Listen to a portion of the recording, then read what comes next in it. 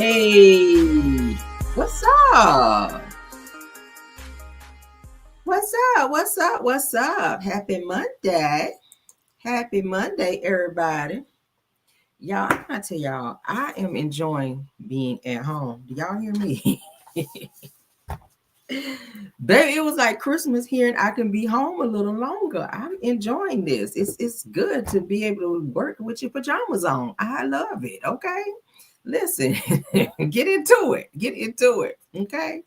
I don't gotta drive my gas out, honey. Thank you, Jesus. I can do everything I need to do right here. So praise the Lord for that. Thank y'all for being here. Good morning. Happy Monday to everybody. Thank y'all for being patient with me this morning because y'all know Mondays be chaotic a little bit. But let's go ahead and speak to everybody. While we here, I see my mod KBR is in the building. I see Rose Armstead is here. Do we have any more mods? That's it. I know they got it, honey.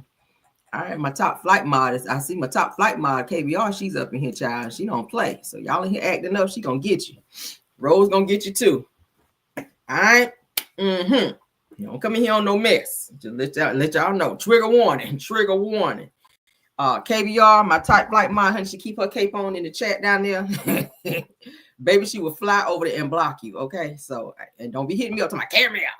What's up with what's up with me being blocked? I can't get into the chat. Yeah. Take that up with my wrench holders. Ain't got nothing to do with it. All right, let them do that. That's their job. Okay.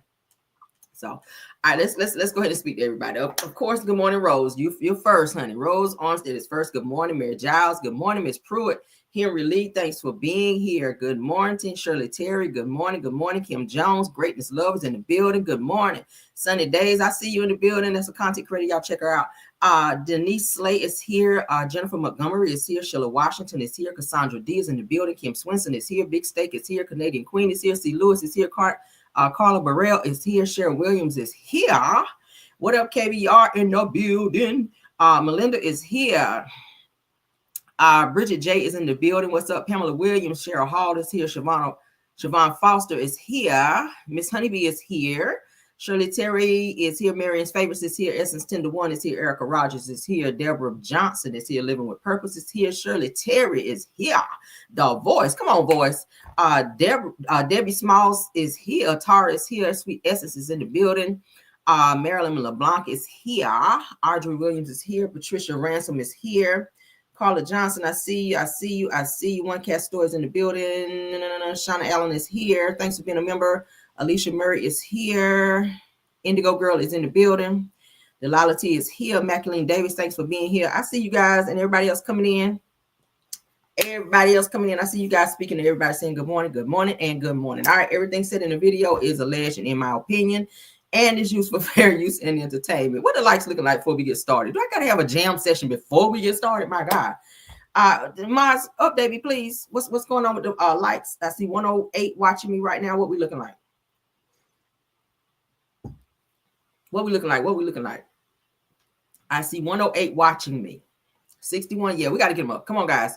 Let's get the likes up. We can at least do at least 90. All right. Let's try to make it even a little bit. At least 90, 95 likes. Let's get it up, please. All right. Let me give y'all a little jam session before we get started. I know some of y'all still sleep anyway. Let's get y'all woke. Let's turn it up.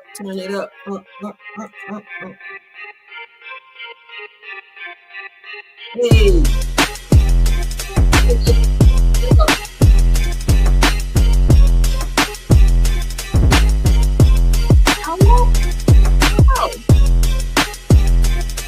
the like button. Oh, we don't use that to jam. It's early. Y'all can get up there and up. Go tap it. What we looking like? They going up. I know y'all got 63 likes. 108 watching. Yeah, it's too early. Well, it's never too early, but hey, it's crazy. We gotta do a damn session before we eat the show because people will not even like it. I can tell y'all. Y'all don't want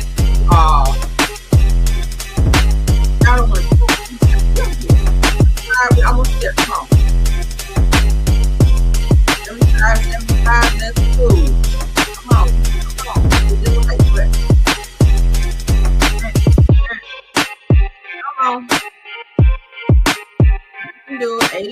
Come on. Thanks for the update, guys. I'm super they biscuit. They dancing with the biscuit. Come on, biscuit. That sounds good. Working with the biscuit. Working with the biscuit. 86. Come on. It.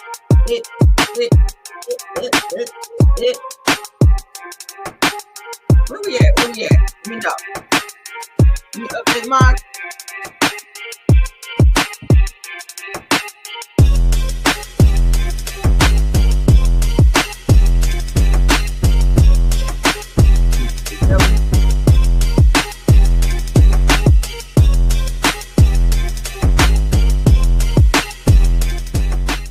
That go for y'all too, okay? Ops, y'all hit the like button too. If y'all gonna sit over here and get the info, at least hit the like button. It is free, okay? You can still take your information back where you need to, but hit the like button while you're here. Okay. Who they packed in my bushes? Packed in my bushes with thorns up your ass trying to get this news. I know you can use because you're here every day. I mean, damn.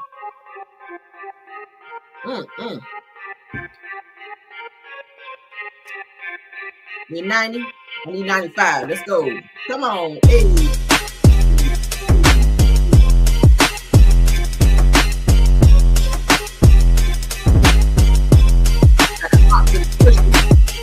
Heavy in the bushes today, y'all. Today in the bushes.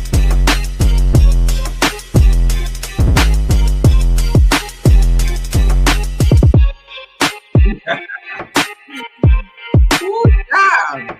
I poked in the eyebrow, throwing and everything, trying to get this news. Hey, in the dick, boy. Good God. One more update. Let's get started. 94. All right, we'll go ahead.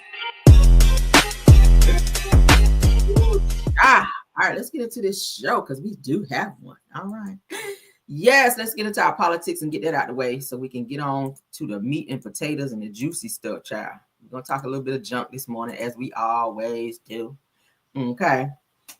I know somebody haters is over here, child. They know at some point Caramel going to slip up and say some shit. We ain't never going to slip up. We're going to say it. I mean, thank you for being here, I guess. Okay, since you're here to take back some news and want to hit the damn like button, let's get into my show empty way. All right. With the way technology run, I'm gonna have to go and see who be in my bushes now. Okay, we got ways to find that out. So once I find it, I'm gonna blast their ass. I'm gonna be like, so thank you so and so for being in the bushes. That's how we're gonna do that. And I don't be liking to put people on blast or whatnot. But yeah, we're gonna go ahead and find out who's up in the bushes and go ahead and let everybody know who is up in the bushes. Since they won't hit the like button because they're scared they're gonna get cussed out somewhere else. So they come over here and they sit real quiet. Okay, and quiet as a church mouse up over in the bushes. So we're going to have to find out who these people are in the bushes, child, and go ahead and be like, oh, thank you so-and-so for being in the bushes, okay? We got ways to find out, okay? This one here do investigative work, okay? Get into it. All right, so let's get into it. Trump vows to bring Columbus back, okay? Columbus Day, all right, back from the ashes, child, and slams Democrats for destroying explorers' legacy. Now, is that one of the most important things right now with everything going on, with tariffs being high? We worrying about a damn Columbus Day? Are we not? Thank you for the day off, black people. Y'all know we love a good day off. Now, we'll take that. I mean, we'll take a day off. I don't care how I get it. I don't give a damn day if it's Dog's Day off. I'll be off. But his focus is on trying to bring Columbus Day back, you guys, from the ashes. Please impeach him already, because this is starting to be a mockery at this point. Okay, it's starting to be a mockery. So Trump says, child, y'all president, not mine, because Obama's still my president. Says that I'm bringing Columbus Day back from the ashes. The Democrats did everything possible to destroy Columbus Day, or Christopher Columbus, rather, his reputation, and all the Italians that love him so much. Said that they tore down his statues and put up nothing but woke, or even worse, nothing at all. It says that, well, you'll be happy to know that Christopher is going to make a major comeback.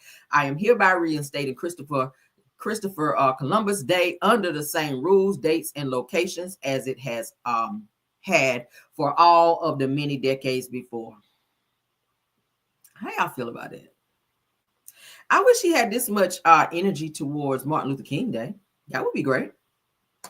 I mean, even though it's still a major holiday, I really wish you was pushing for Martin Luther King Day and just, you know, things surrounding him or whatever. And Christopher Columbus did not discover America. It was already discovered when his ass got here.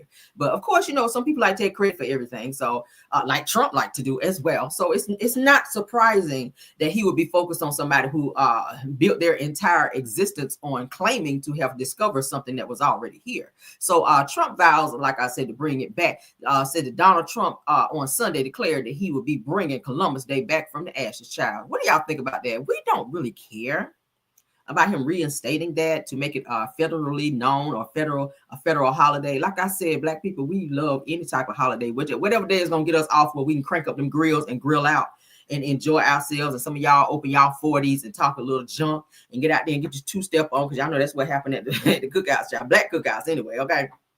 Y'all get out there with y'all damn fans. Where them fans at? With the damn food burning up on the grill. That be y'all out there, child. with your 40 sitting on the table, dripping everywhere. Like, we'll take it. I will take the day off, but the meaning of it, I don't give a hot boiling damn about it.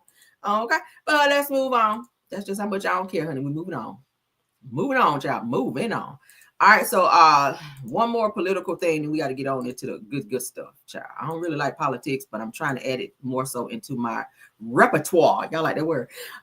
So we can, have some, some differences over here on the show, differences of topics or whatever. Some, something for everybody. When you come over here, if you like reality TV, then you're gonna hear the reality TV drama. Y'all know I try to stay up on top of that. If you like politics, we're gonna talk a little politics. Okay. If you like a little crime stories and stuff like that, we'll talk a little bit about it, but YouTube be a little iffy. So sometimes I incorporate that in and then I hit it and quit it, baby. We ain't gonna talk about that every day because YouTube is really starting to change a lot of rules and regulations, and we want to stay within those. Okay.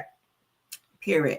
Because we do read over here, okay? So we got to stay up on the policies and procedures with the job at hand. So new poll reveals that Donald Trump, child, has first and second lowest 100-day approval rating since 1945. His first term was 42% and now ranks 39%. It's going to keep dropping. It's going to keep dropping, okay? So let's get into it, child.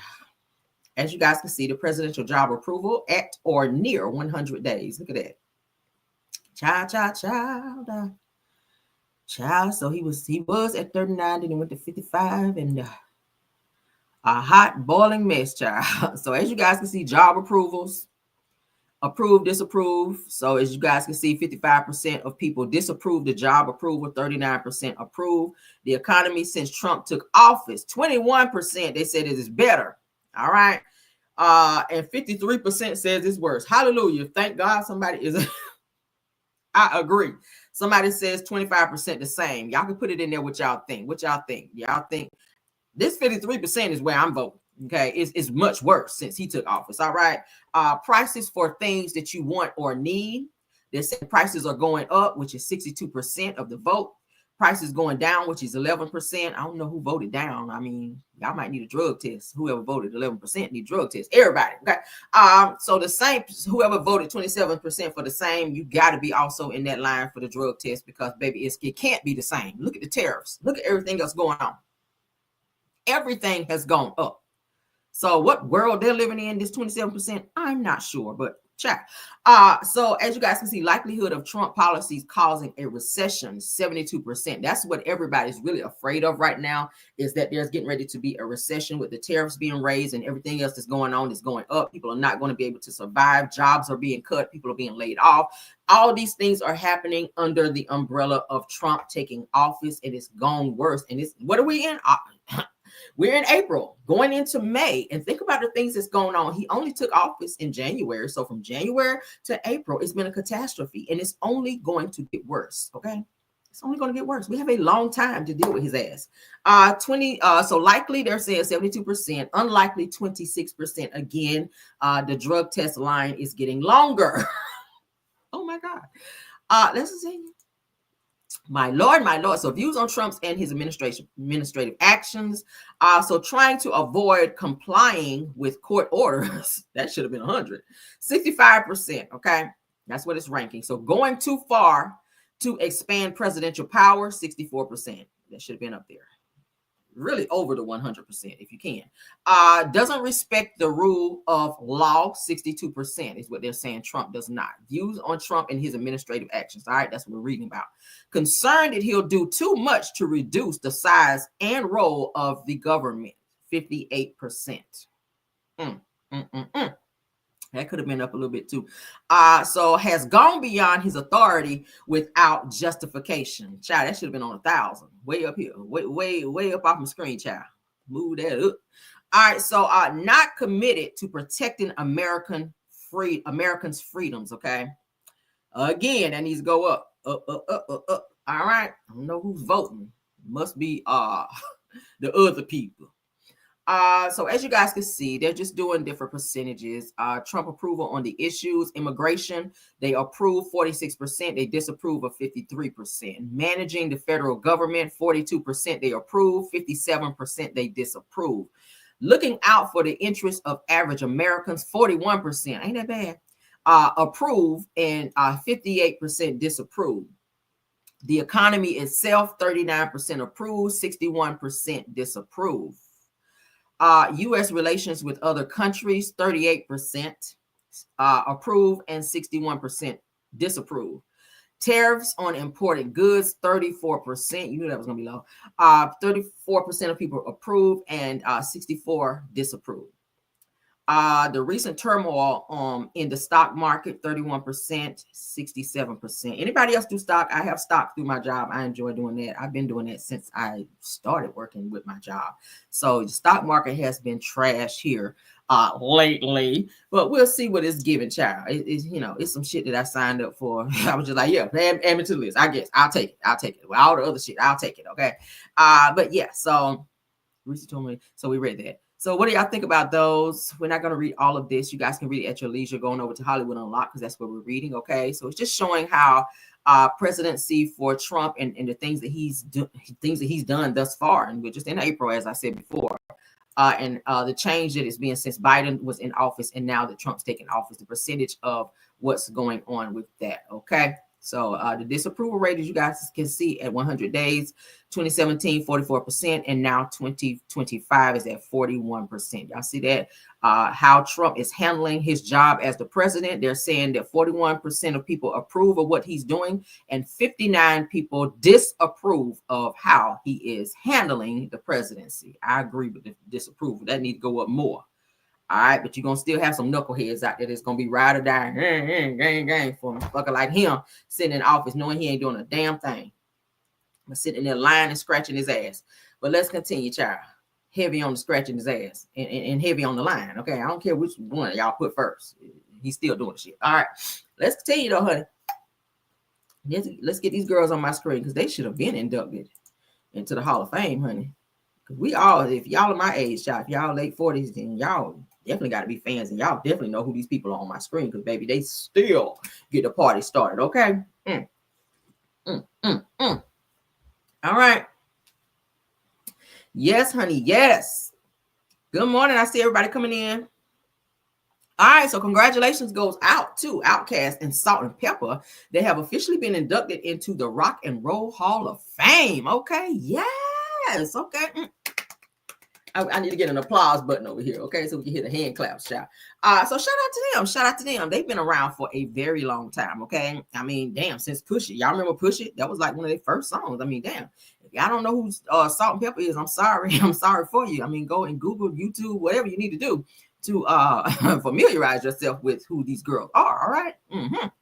Let's not forget Spinderella, because if it wasn't for Spinderella, honey, they probably wouldn't have been as successful as they were, even though they tried to put out of the group. She'd have had to sue their ass and everything else. But it's great to see all three girls are being inducted into the Hall of Fame. Usually when you see Salt-N-Pepa, of course, she was their DJ, but she was very much so a part of the group as well.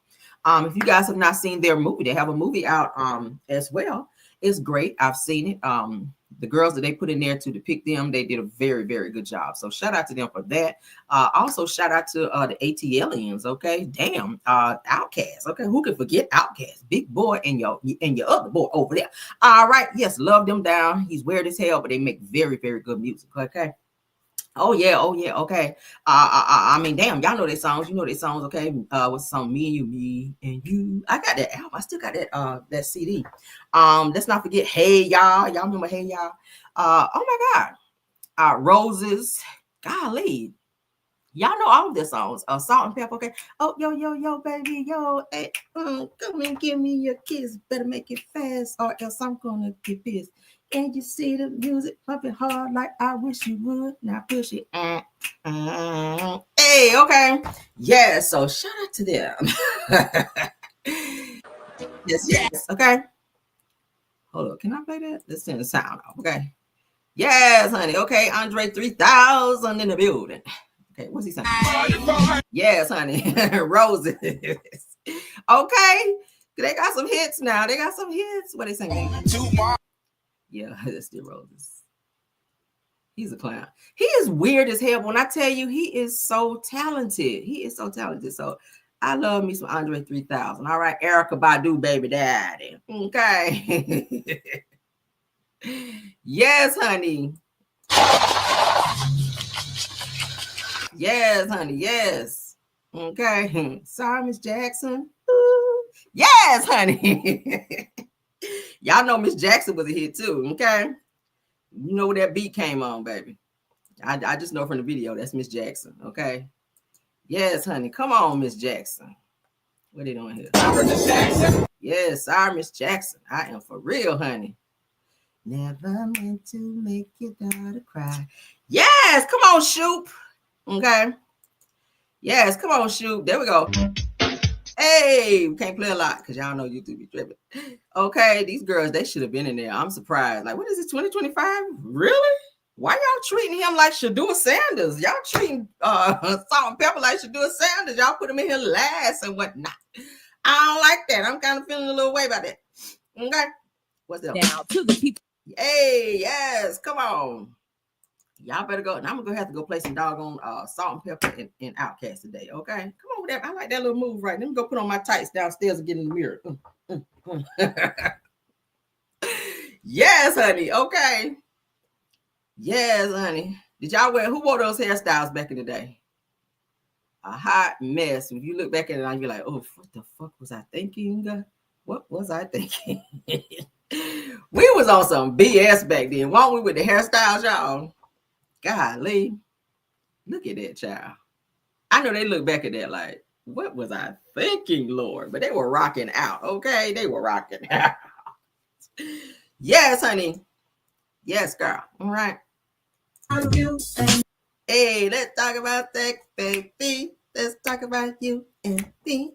Ooh, child, we can sit here all day, right? Somebody said, love Big Boy. Y'all like Big Boy? Okay.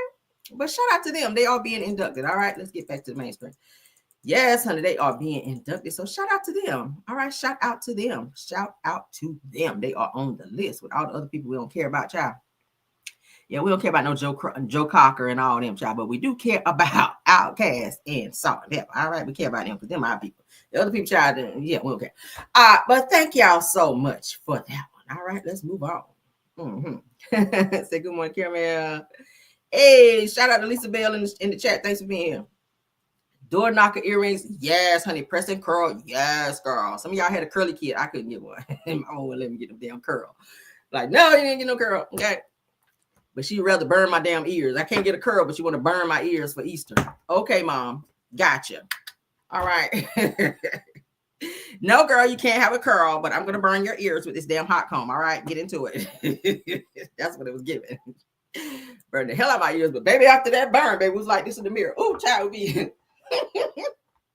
Oh, baby, that bounce. It was the bounce, okay? It was the bounce, the body in my hair. The body, girl. It was the body. Oh, I was feeling that body in my hair, girl. Yes. Blue magic all in my damn eye. But baby, we would fly. Blue magic in my eye, but bitch, I was fly. Period. Don't hate on it. Don't hate it. What? we was on that. And be like, Caramel, what?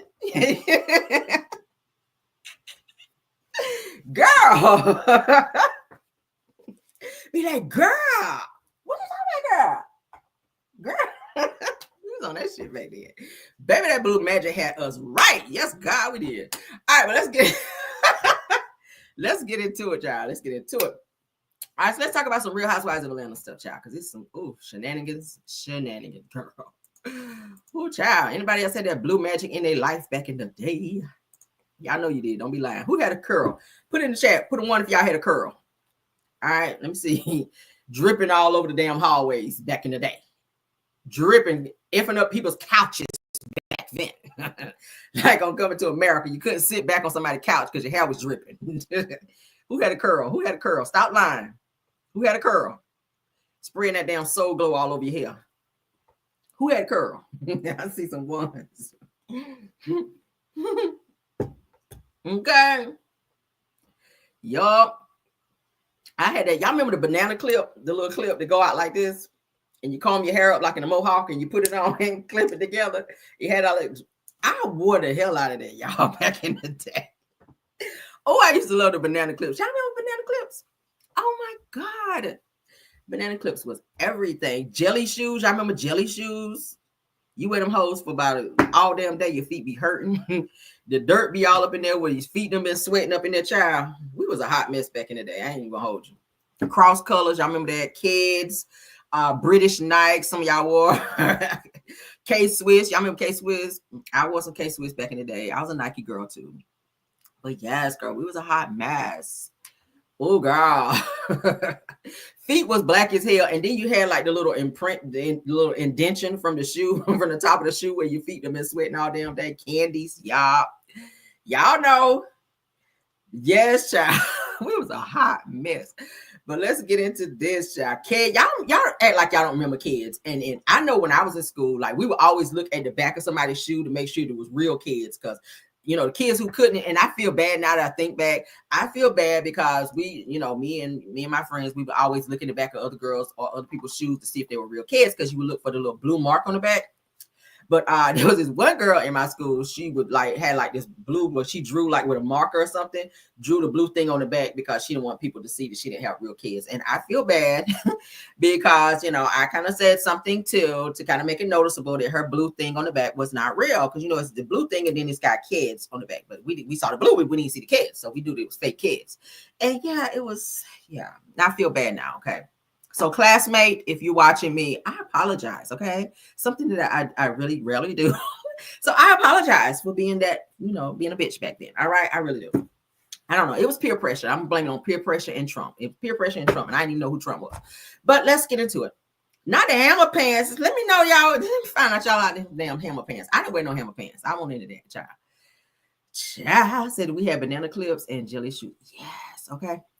Kids was it though. Kids was some comfortable shoes they were. All right. So let's get into our show. All right. Let's get into our show. Oh, let's don't forget about the skates, honey, with that you keep your shoes on and you go like that and then put them back on and you them kind of skates. I had some of them too, where you could keep your real shoes on and just like go like that and then put them on. We had those, child. Yes, we did. All right. So Angela Oakley, honey, went outside to check Porsha, child, check her temperature after overhearing Porsha saying that she could F her husband. I was like, she ain't joking. You better ask Fallon, honey, because you know Porsha, honey. Porsha got trophies on her mantle for messing with people's husbands out here, or man. Yes, you do. Yes, she do, child. So you know, she's an overachiever out here when it comes to hoism. I said it. Anybody want? Yeah, and I know we got some Porsha fans in here. But Porsha is an overachiever, honey, when it comes to that hoism. She gonna sleep with somebody man. She gonna mess with somebody man. All right. Yes, she will. And then out here acting a fool because somebody want to be filming with Dennis. So nobody can film with Dennis. Nobody can say nothing to Dennis. But you can be out here and be with everybody's husband and they man. Like FOH, girl, out of here. Let's get into this bullshit.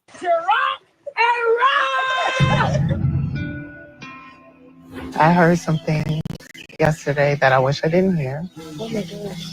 Last night around 2:30 a.m., I was on the phone with my husband and I hear my name. And I look out the window and I see Porsha, Shamia, Kelly, and Brett at the pool. Porsha was inebriated and all of her truth. all that on the alcohol. We ain't gonna blame all that on the alcohol, honey. Porsha is a thought with or without alcohol. So we ain't even gonna do that. Fell out. What I hear is them just talking about my dress, and they spoke about my husband last night. She said, I should Charles. They continue to talk about me. I just said, okay, let me record them. Yeah.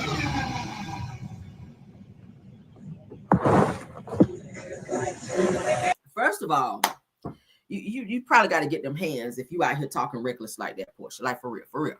Now, Angie, I don't know if you got some insurance on your nose, because Porsha do like to fight, girl. She probably knock your nose off, and she ain't gonna have to hit hard, because that mother look like it's barely sitting up there. But yeah, for her to say something like that and say it out loud, I don't care if she was drinking or not. Like, yeah, I'm gonna have to go on and sleep with Charles. Girl, I'm gonna have to turn into Miss Netta on your ass. Charles, these hands are ready. We're gonna swing at you. Charles, these hands are ready. I'm about to knock you out. Come on out here, Charles. I'm gonna turn into Miss Netta. The recording is actually really short because I was like, you know what, y'all keep calling me. Let me go see what the y'all want. Now you tell me that I heard you say Charles. And she was like, I didn't say anything about you.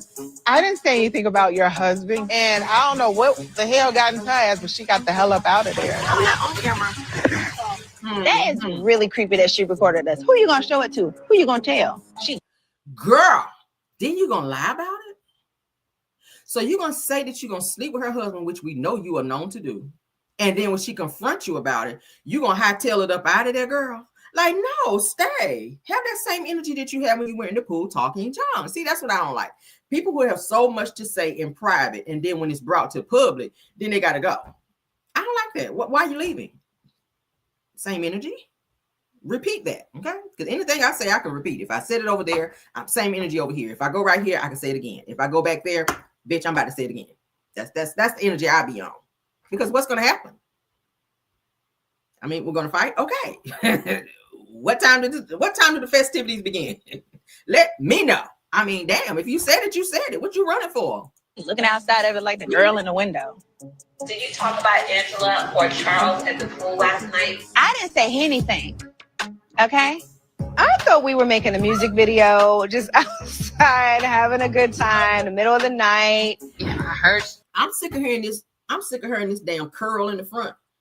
Looking like Betty Shabazz or somebody. What is this? This curl in the front. Charles had a baby, and Shamia said that he always out with all these different women, allegedly. All I can remember is Porsha saying, she better stop before I her husband. Our car will be here in 15 minutes. Now, how is it that somebody else up and heard you? Now, Kelly is supposed to be, cool with Porsha. So how is it that Kelly heard you say that, Porsha, but then you say, I never said anything, and then run up out of there? It's giving that you were lying, girl. I'm going to give you that L. Okay, girl, you were lying, girl. You are a liar. A pathological one, too. So, yeah, if somebody else heard you say it, girl, you said it. Absolutely. You better listen when Porsha says she want to your husband, because as history has shown us, she will your husband. Oh, she will do that. Good morning. So that's how we're going to hear on that, child, because, yeah, I don't want to have to edit this. I probably might have to, but we're going to watch it right now anyway. So as y'all can see, Porsha done slipped up, child, and she got her eyes on the next older man. Because, child, he got gray hair right up her alley, because, Porsha like them old men with worms with a little money, and Charles Oakley got a little coin upon him, and he got a wife. So that's what Porsha like, honey. If you old and got a wife and got some money, girl, that's her speed right there, girl. So yes, Angela, girl, please sleep with one eye open, girl, and sleep with one of your nostrils open so you can smell when Porsha is coming, if you can get it open, girl, because I don't know who did your surgery or whatnot. I ain't trying to read you a little bit, but girl, I don't know who did your nostrils, girl. Maybe it's Michael Jackson's plastic surgery, girl, but make sure one of your nostrils is up. I don't know if you got to put some put a toothpick under that bitch and hold it up like that while you sleeping, girl, with that one eye open so you can smell Porsha when she's coming and see her. But girl, do what you got to do, okay? I'm just saying, prop that bitch open, honey, so you can hear and smell, not hear, so you can smell and see when she comes to my hear out your nose, child. Girl, if you need to hear out your nose, whatever it takes. Whatever it takes. All right, if you need to hear out your nose, girl, do that. All right, shit. Anyway, let's move on to my hear out your nose, child. Do I need a drug test this morning? I don't know. Caramel, what you on this morning? Hell, let me find out. All right, moving on, child. Moving on, we still on Real Housewives of Atlanta. So Drew Sidora is having some words and checking Porsha. Porsha is catching heat this season, y'all. Porsha is not that girl this season, and we get ready to get into it. Porsha is, people are saying that Porsha is just not that girl. Now, she was supposed to come back with this huge storyline of what she was going through with Yoda, honey. Y'all know who Yoda is, her husband. Porsha. That's how he talk. But now his ass has been picked up by ICE. So now Porsha don't have a storyline. And update, her house has been foreclosed on. So she got to get out of there. So Simon, aka Yoda, is still in ICE. So I told you guys that there was a foreclosure sign, or her house was in foreclosure. Now they're saying that the foreclosure has been completed. So she got to get the hell out of there. Because Simon ain't been paying the mortgage payments like his ass was supposed to be doing. Okay. So he didn't give a hot boiling damn about no damn mortgage because he won't stay in there anyway. So he was like, look, I got several houses. Who gives a fuck about this? So heck, go on and take it. He rather the bank take the house than have to pay the mortgage, to have Dennis coming over there and plowing up and through there and frying eggs and shit in his house. Okay. Yeah. And Porsha having all the men over there having pool parties in Simon's house. So he was like, F that. Okay, foreclosure, here we come. And Porsha, there you go. All right. I hope you got that same U-Haul truck that you backed up in there to move all your shit in there to get it out. Okay. I really hope that, girl. So let's get into Drew Sidora and what she had to say. Said Caramel on that ooh wee today. I don't know what I'm on. Maybe it's this tea I'm sipping on, child. I don't know. So Drew Sidora is saying this about Porsha. Now, if you guys watched the episode last night, I got to finish it because your girl fell asleep. But so she's saying this emotional roller coaster is unnecessary and not needed. Says that the constant degrading comments and disrespect is not necessary. Drew, you're a little too soft. I need you to get a little in your system because you, girl, every time somebody say something about you, look crazy at you, you start all this crying. I cannot stand a crying, whining type of person. Like that irritates me to no end. Girl, you too soft on this show. Get some balls about you. But anyway, so Drew continues by saying that if it was a true friendship, you and her were never friends, that we could have just had a conversation and moved forward. Said that you would address your friend if your friend made a mistake in your eyes. But girl, you keep using friend. Porsha don't like you. Porsha's not trying to be even cordial with you. All right. Because you are filming with and having dealings with Dennis. So she's feeling a way about that. You that hard up for a friend, girl? Damn. You might need to go down there and get you a Build-A-Bear, honey, and hug that bitch real tight and get over it. Girl, put some extra cushion in there. Put some extra cushion in your Build-A-Bear. My God, I never seen somebody want to have a friend so bad. Oh, Lord. So Drew Sidora was not done, honey. She said that when you continue to make an olive branch and try to address the situation to move forward in a better way, but you still get this high school mean girl energy. No, it's her showing that she don't like you. So why force yourself and put yourself in places that you're not invited? Just don't do it, girl. Just move on. You should have plenty of friends that you don't have to be out here stressing over her. Porsha ain't no real friend anyway. And if you get a man, she gonna sleep with him. So why put yourself through that, girl? So anyway, so Drew was not done, honey. She said that finally everyone gets to see the true colors of people and how they actually feel about you. And also direct energy to the wrong person when you're really mad about something else. So she's talking about Dennis. I'm so tired of this situation, but let's continue, y'all. So she is filming with, and she's also recording her music with Dennis, and Porsha don't like it because she feels that they're being a little too chummy. And I feel like Porsha deep down still has feelings for Dennis, but it's just not that. I think Dennis wants to maybe smash and dash a little bit and co-parent with her. And I feel like her feelings for Dennis is a little bit stronger than his is, but hey, it is what it is. Dennis did cheat on her some time back and they decided to break up, and on her get back, she got with Simon, and you guys see where that situation went. All right, so let's continue.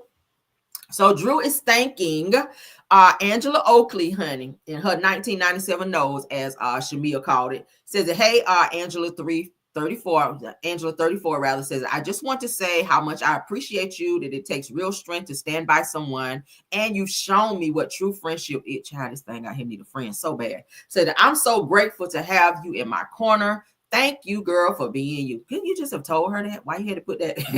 See, you're publicly doing that because you're trying to low-key shade Porsha for not being a good friend. So you got to say out loud, when I know you got Angela's number, say, girl, thank you for being a friend. You could have said that. You could have sang it in the phone. Travel down the road and back again. Y'all know, child. You could have told her that. So why you had to make it public and at her to for Porsha to see it? You know she ain't gonna do nothing but snatch your damn eyelashes off and rip your wig off because Porsha is a fighter. Porsha is a reactor. So keep popping up and keep making these little subliminal posts, and that's probably what she's gonna do because you know she is a reactor, girl. She's a reactor. So let's continue. Go on over there, child, and saying, honey, thank you for being a friend to her. Porsha's like, I don't give no fucks. I ain't trying to be your friend. I don't care. So this is what they're talking. This is what Drew Sidora is talking about, child, where she is upset. Porsha is very much so irritated that Drew Sidora flew in on Porsha's trip because it was supposed to be Porsha's like a birthday trip, child, when they went down. I think it was Tennessee or somewhere.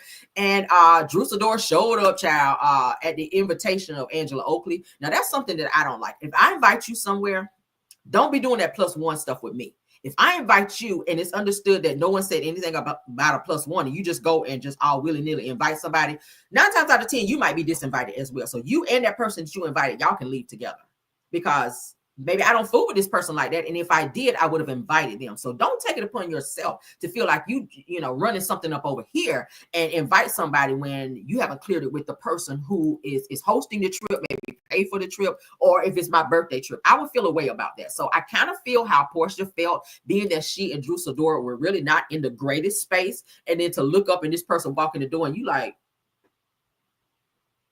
WTF? What the freak? What's she doing here?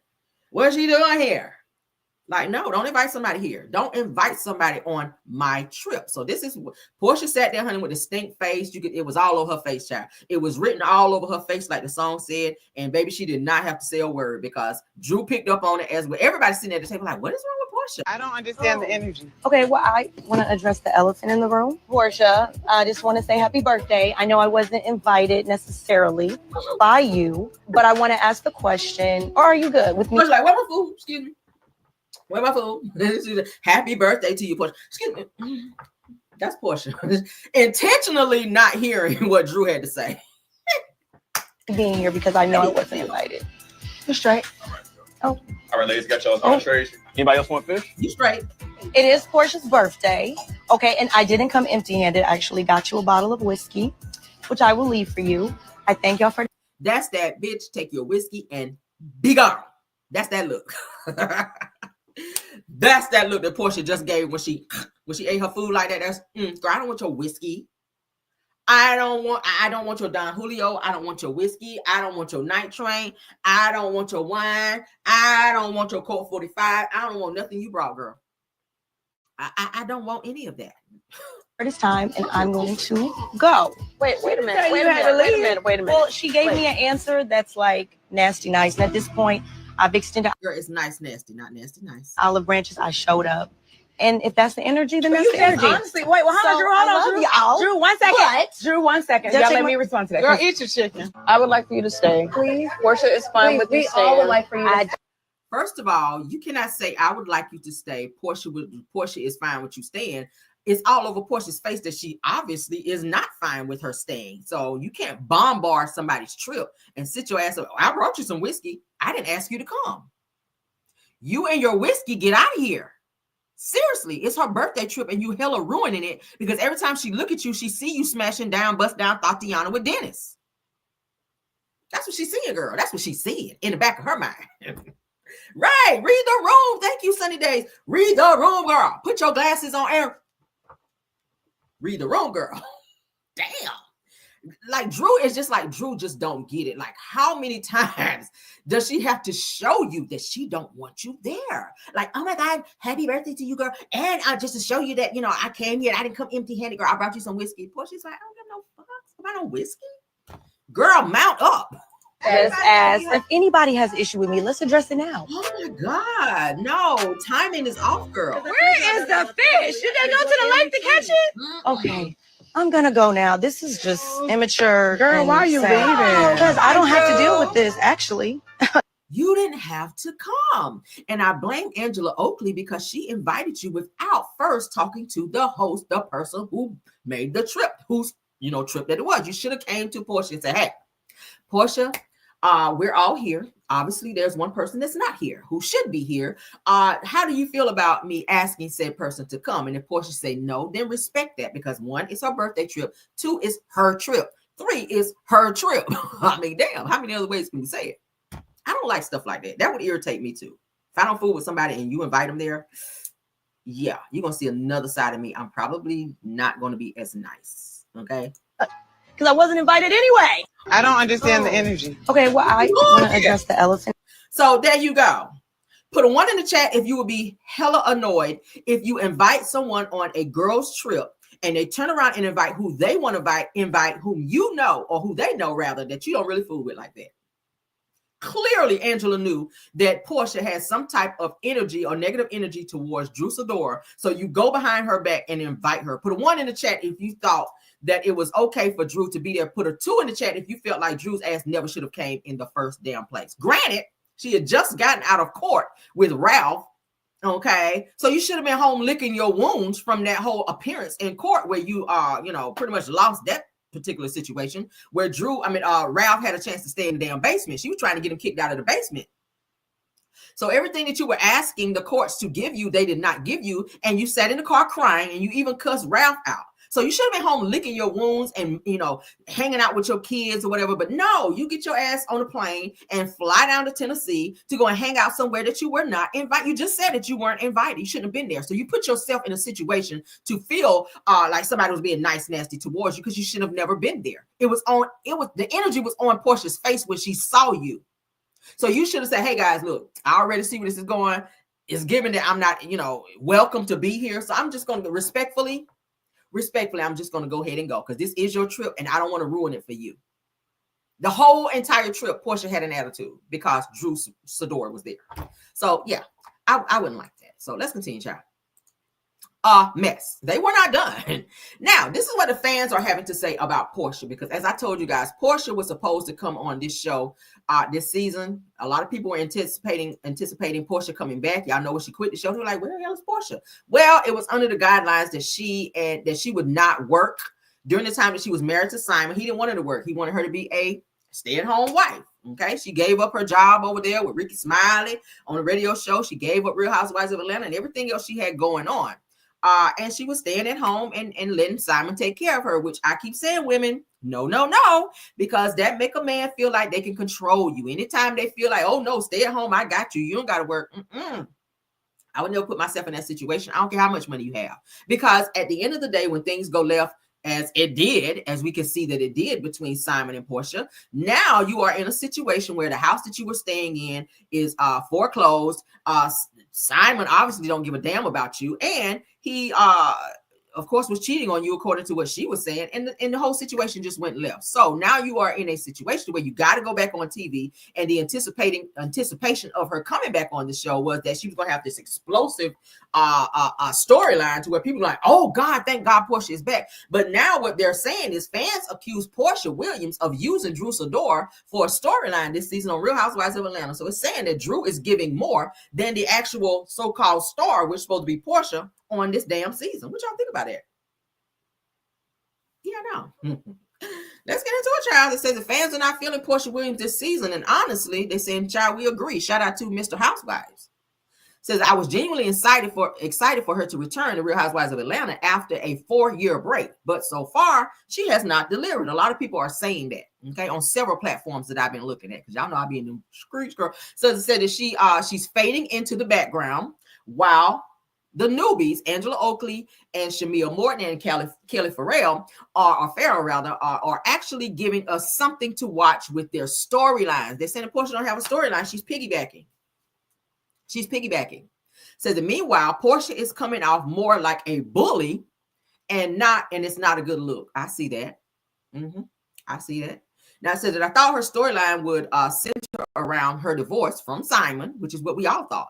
But that seems to have been dropped. Said that likely because of the legal issues that he hit her with over speaking on him publicly. Right. So that killed her storyline. not being able to speak on Simon because he filed so many motions within the court. Hell, he didn't even want her to show the car that he bought her, let alone film in the house that she was staying in, that he was supposed to be paying the mortgage and all utilities on. So that kind of cut her storyline, not being able to speak about him or anything related to him. Okay. It says instead she's forcing this drama with Drew Sidora, supposedly over Drew working with her ex Dennis, the hot dog man, not the hot dog man, child, on her new EP. Now they say that Porsha felt betrayed because she and Drew were friends, and that Drew was even an ambassador for her Go Naked, which is her hairline, and she expected a heads up. Now it says that Drew claims that she tried multiple times to talk it out, but on last night's episode, which was last, y'all know, says that things got messy when Porsha threw out a rumor that Drew had an sexual encounter with Dennis, saying that she only gives him fellatio. And it says that it was very much so unnecessary. Now, there's been rumors that there's been some hanky-panky going on between Dennis and Drew. I don't know how true that is, but Porsha, I don't know why you care. That's just your baby daddy, girl. That's just your baby daddy. That's just your baby daddy. Why do you care? Are you giving him fellatio? Are you mad that your mouth is the same place that Drew's mouth is being? Say it again, girl. Are you mad that Drew's mouth is on his rocket and yours is too? Okay. Are you mad? I'm gonna ask again. That Drew is over there making a Sprite can disappear in her mouth like Little Kim, and you are doing the same thing. Are you mad about that, girl? Are you mad that she's able to make the Sprite can disappear in her mouth better than you? And Dennis like it a little bit better. Okay, that she's a little more freakier than you. Like, what is it giving, girl? I don't know. Let's continue. Says that Drew has made several attempts to make peace, but Porsha seems more interested in keeping the drama alive. And that's exactly why fans like me, like her, child, Mr. Housewives, are not vibing with her comeback. Okay. Said that Bravo brought her back thinking that she'd anchor the show, but she's not that girl. Said that she doesn't carry the weight that everyone thought that she would. Okay, we need another jam session. Says all of Atlanta has had Dennis. Right, schoolboy. All of Atlanta has, like, he dated Britt Edie and gave her a whole damn, change. Porsha mentioned that in the episode. She's still feeling away. But I don't understand why she's got to walk down all the people that Dennis has been with. Granted, it is a little too close for comfort because these girls are on the show and you got to work with them on the show. But Dennis is a single man. He's going to date. Atlanta is kind of small in terms of the Hollywood, life where they're rubbing elbows. Everybody knows everybody. So it's, it's inevitable that he's going to run into somebody that and he's going to probably smash him. That's who Dennis is. I mean, he did that with you. Didn't he smash you? So it's giving that too many women know how your man is in bed and you feeling a way about it. You don't like the fact that he's filming with, and why do he need to get permission from you to film with Drew? Why does he need to do that? Yeah, he your baby daddy. But in terms of what Porsha was saying last night on the show, from what I did get to see, that that she's breaking code and Dennis is family, and you're supposed to come to me and let me know that that you were going to be filming with her. Who are you? Who are you, Porsha? No, ma'am. Dennis don't have to tell you a goddamn thing. No, ma'am. So let's get into what the people are having to say about her.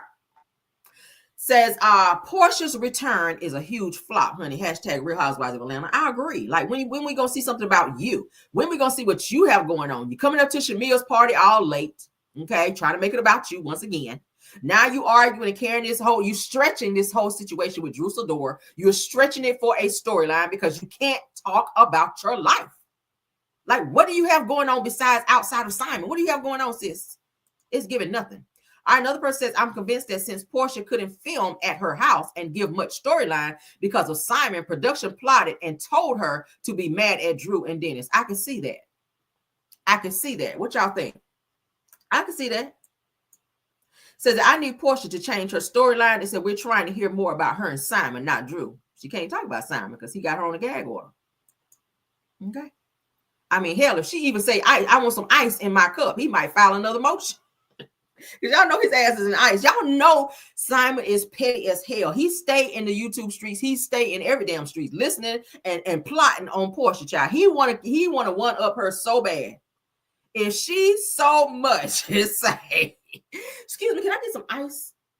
Yeah, can I get some ice in my glass? He is running to file a motion. Oh, she spoke about me being in ice. I can see him doing some stupid shit like that.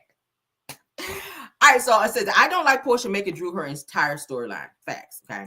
We getting ready to have another jam session. I see it because people are not adhering to the like button. All right, another person said, let me get this straight. Said the Porsha left Real Housewives of Atlanta to dodge the accusations for stealing Fallon's man. And now she's back and still dodging the divorce as a storyline. You better read down. Said that using Drew as a buffer and is now hashtag Real Housewives of Atlanta, disappointed and bored. We are bored. Porsha, just leave the show, child. Said, so Porsha's storyline is Drew, hashtag Real Housewives of Atlanta. Girl, yes. Okay. So the Porsha came back with stale old housewives tricks, drag a storyline with Drew all season. Move along, Porsha. It's boring, girl. Hashtag Real Housewives of Atlanta. This is what the girls are saying, honey. People are talking, girl. The girls are talking. Ain't that what TLC said? The girls are talking, girl. They are talking and they talking about you, girl. All right, let's continue. Now, they said the Porsha has made Drew her storyline and whatnot. Said that this is so played out, girl. This is played out like a members only jacket, girl. I made that part up. Said that please wrap this ish up ASAP, bitch. We are tired. Hashtag Real Housewives of Atlanta. Damn. All right, Porsha. Thank you for the pretty picture, girl. But you give what? Whitney Houston said nothing, girl. You have nothing. In the words of Whitney Houston, Porsha, you have nothing. You have nothing, girl. Please give us a storyline. Please, like when you gonna get a storyline? You waiting on Phaedra to get on the show? Okay, and that's 4 more episodes, girl. According to Andy Cohen, 4 more episodes, and Phaedra will be here. So you waiting on Phaedra to get here before you just come out and be like, girl. So let me tell you about Simon, girl. So Simon ain't worth shit, girl. So Simon up and told me I couldn't stay in the house no more, bitch. And guess what I did? Yes, I went to my attorney, girl. And guess what? Are we gonna get that when Phaedra get here? Is that what we waiting on? Girl, no. Okay, let's get back to my main screen, girl, because it's given that we need a jam session. I am so tired of having to do a jam session in the middle of my show, but let's get it. We need somebody. Okay, so please, if you're joining the show, I don't mind, but please go and hit the like button as you get in here. So what we got, 479 watching. We need to get the likes up. All right, please let me know. 230. We need 230 likes. Let's.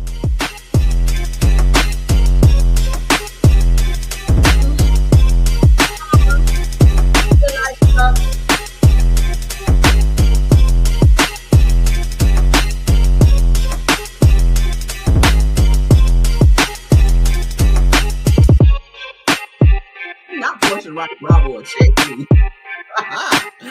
Yes, girl.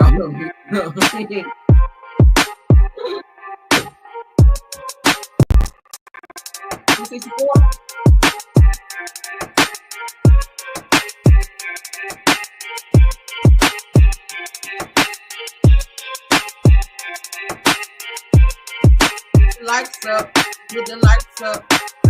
Thank you, ladies, right quick.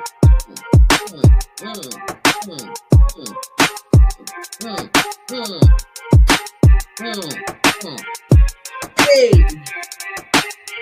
what we looking like? Hey, it's crazy.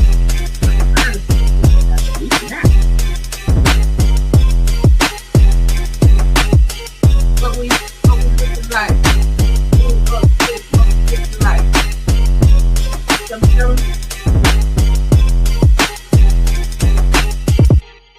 All right, let's continue, y'all.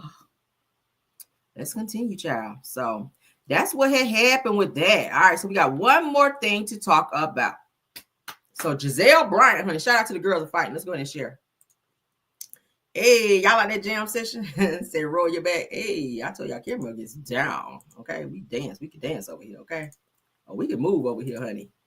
We can move over here, okay? Yes, we can, girl. We rode a bike and all that, honey. We make this booty drag the ground if we need to. Okay, these knees work, honey. We got to make it stallion knees over here, okay? Ask my husband. Yeah, don't ask him shit. Yeah, just take my word. Don't talk to my husband. Okay, don't talk to him. Don't talk to him. All right, but yeah. They be like, Cammy, what's the number, girl? We'll call him and ask him. No, you will not. Okay. Anyway. All right. So let's get into it. So Giselle Bryant, honey, says that Karen Huger is doing fine in the prison system, girl, in the penitentiary. I like to say penitentiary. And said that she has receipts on Stacey Root's child. You got receipts on everybody except Jamal Bryant and what he was doing. Now, when Monique tried to pull out receipts, you ain't have no receipts. You ain't want to see no receipts. Now all of a sudden you got receipts on everybody. Jahel, that's who you are, child. Jahel stays in everybody else's business. Jahel cannot keep a man, Brian. Why you got receipts on everybody else in their damn business and you ain't got none on your own? Still don't have a man this season. Still didn't have a man last season, okay? You ain't had a man since you fake had Jamal on the show. He remarried and everything. And here you go. Oh, girl, I got receipts over there on her, girl. Shut up, child. Shut up, child. And why you giving updates on Karen Hugo when Karen didn't like you on the show? She was the main one talking about, yeah, where's Jamal? Is Jamal here? Oh, yeah, I thought he wasn't. She was the main one reading you down, but now you the check-in person to make sure that Karen is doing good behind them penitentiary walls, girl. Why are you spokesperson for Karen with her drunk ass? Baby Karen, baby, why are you that's my question. Why are you the spokesperson for Karen? All right. Let Karen do her year in a day or whatever she's gonna do up in there, child, so she can get some help while she's in there. Focus on getting a man and focus on why you can't keep a man, Giselle. Okay. She know everybody. I cannot stand people who know everybody else's business. And when you ask her something about her, I don't know what you're talking about. That's her. I don't know what you're talking about. You know, Jamal and I are together. We're co-parenting. Yeah. Girl, shut up. Stay lying too. Let's get into this. If you've been in touch with Karen since her sentencing, and also, do you know if she and Wendy have spoken since that reunion? Her and Wendy have not spoken and probably will not for a very long time. I have been in contact with someone who's very close to her about her safety and all that. And from what I understand, they love her up in where she is right now. Is that right? Absolutely. They are loving Karen. They are loving the Grand Dame. I love that for her. And you know she is running that thing. The artist formerly known as the Grand Dame. Yes. Right. Yes. Now, why is it that your story is not lining up with Karen's story? Because the last time we reported on Karen, she was about to have a nervous breakdown in there, and she was not eating in there. They said Karen done lost a whole bunch of weight because she ain't been eating. She's been stressing out. She's been having PTSD, and she's scared up in there that somebody gonna come up in there and up and shank her up in the prison, girl. That's what the word on the street is. Karen's been trying to get out because she thought it was going to be Martha Stewart. She's going to be in there making drapes and stuff like Martha Stewart, honey, and putting icing on cupcakes and shit in there. So now that that's not really what it is, Karen's been trying to be on work release and they denied her as well. So she's doing anything she can to get out. So how is it that you are reporting something different than what's been reported? Who do you know? And who is your source? Because obviously they're not giving you the right information. Because we already talked about this. I've already reported this, honey, from a very, very reliable source. Karen is not doing good in there. Karen is not that girl in there. If she's that girl, what's she scared for? Because Big Bertha and them gonna look out for her if that's the case, if she's that well liked. And if she's that girl in there, and if they like her like that, okay, it's given that Karen done gave in. It's given that she got the fish shoulders. Did y'all know what the fish shoulders in, honey? When you sit down there between somebody laughing, let them braid your hair, girl. And then you sharing a bunk with them at night. You getting along in there like that. That's what it gives. Yeah. Your milkshake is bringing the girls to the yard, is what they say, girl. That's what they say, girl. I don't know, Karen. If that's what it is. I mean, let me know. If you doing well in the prison. Okay, because everybody know you got to link up somewhere. You got to, you got to give in. You got to give. You got to give. You got to give. I'm just saying. Let me find out you booed up in there with Big Bertha. But Big Bertha with her arm around your shoulder in there. So, Grand Dame, that's Karen in jail. So, Grand Dame, so tell me, how Ray doing? Fuck Ray. You my bitch now, okay? Let me find out they in there claiming Karen in there. Karen, you got your leg throwed over Big Bertha on the top bunk. Let me find out. They say Karen doing well in there. The only anybody that's doing well in prison, if you're female like that or male, they said, girl, nah, he's doing this time well, girl, he is getting by good. Okay, you know why? That's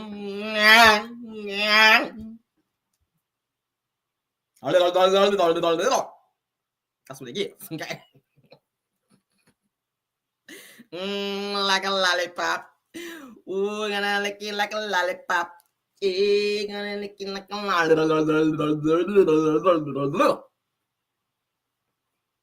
you're doing well, that's what I'm saying. Never been to prison, not trying to go. But I've seen enough prison movies to know. Okay, you've been in there for a little time. If you want your time to go by real easy and you need a little protection from the rejection, You need some protection from the rejection up in there, girl. You got to invite someone on your top bunk, okay? Yeah. You got to invite Big Bertha on your top bunk and hope that bitch don't fall down to the bottom bunk, okay? With Big Bertha climbing her thick ass up there. Okay. And say, so, yes, I'm the grand dame. And she like, I don't give them about no damn grand dame. You ain't the grand dame up in here. All right. Yeah. Let me stop. Let's continue. Yes. They love her. Wow. So I feel very good about the fact that she's safe. And have you spoken to Ray at all? Yes. And Ray is he's still adjusting. Yes. Yes. Ray is adjusting to his wife having to be shared with Big Bertha. Allegedly, possibly, maybe. Okay, we gotta put all them on there. Ray is adjusting. Oh my God, I didn't know Karen was gonna go in there and cheat on me like this, allegedly.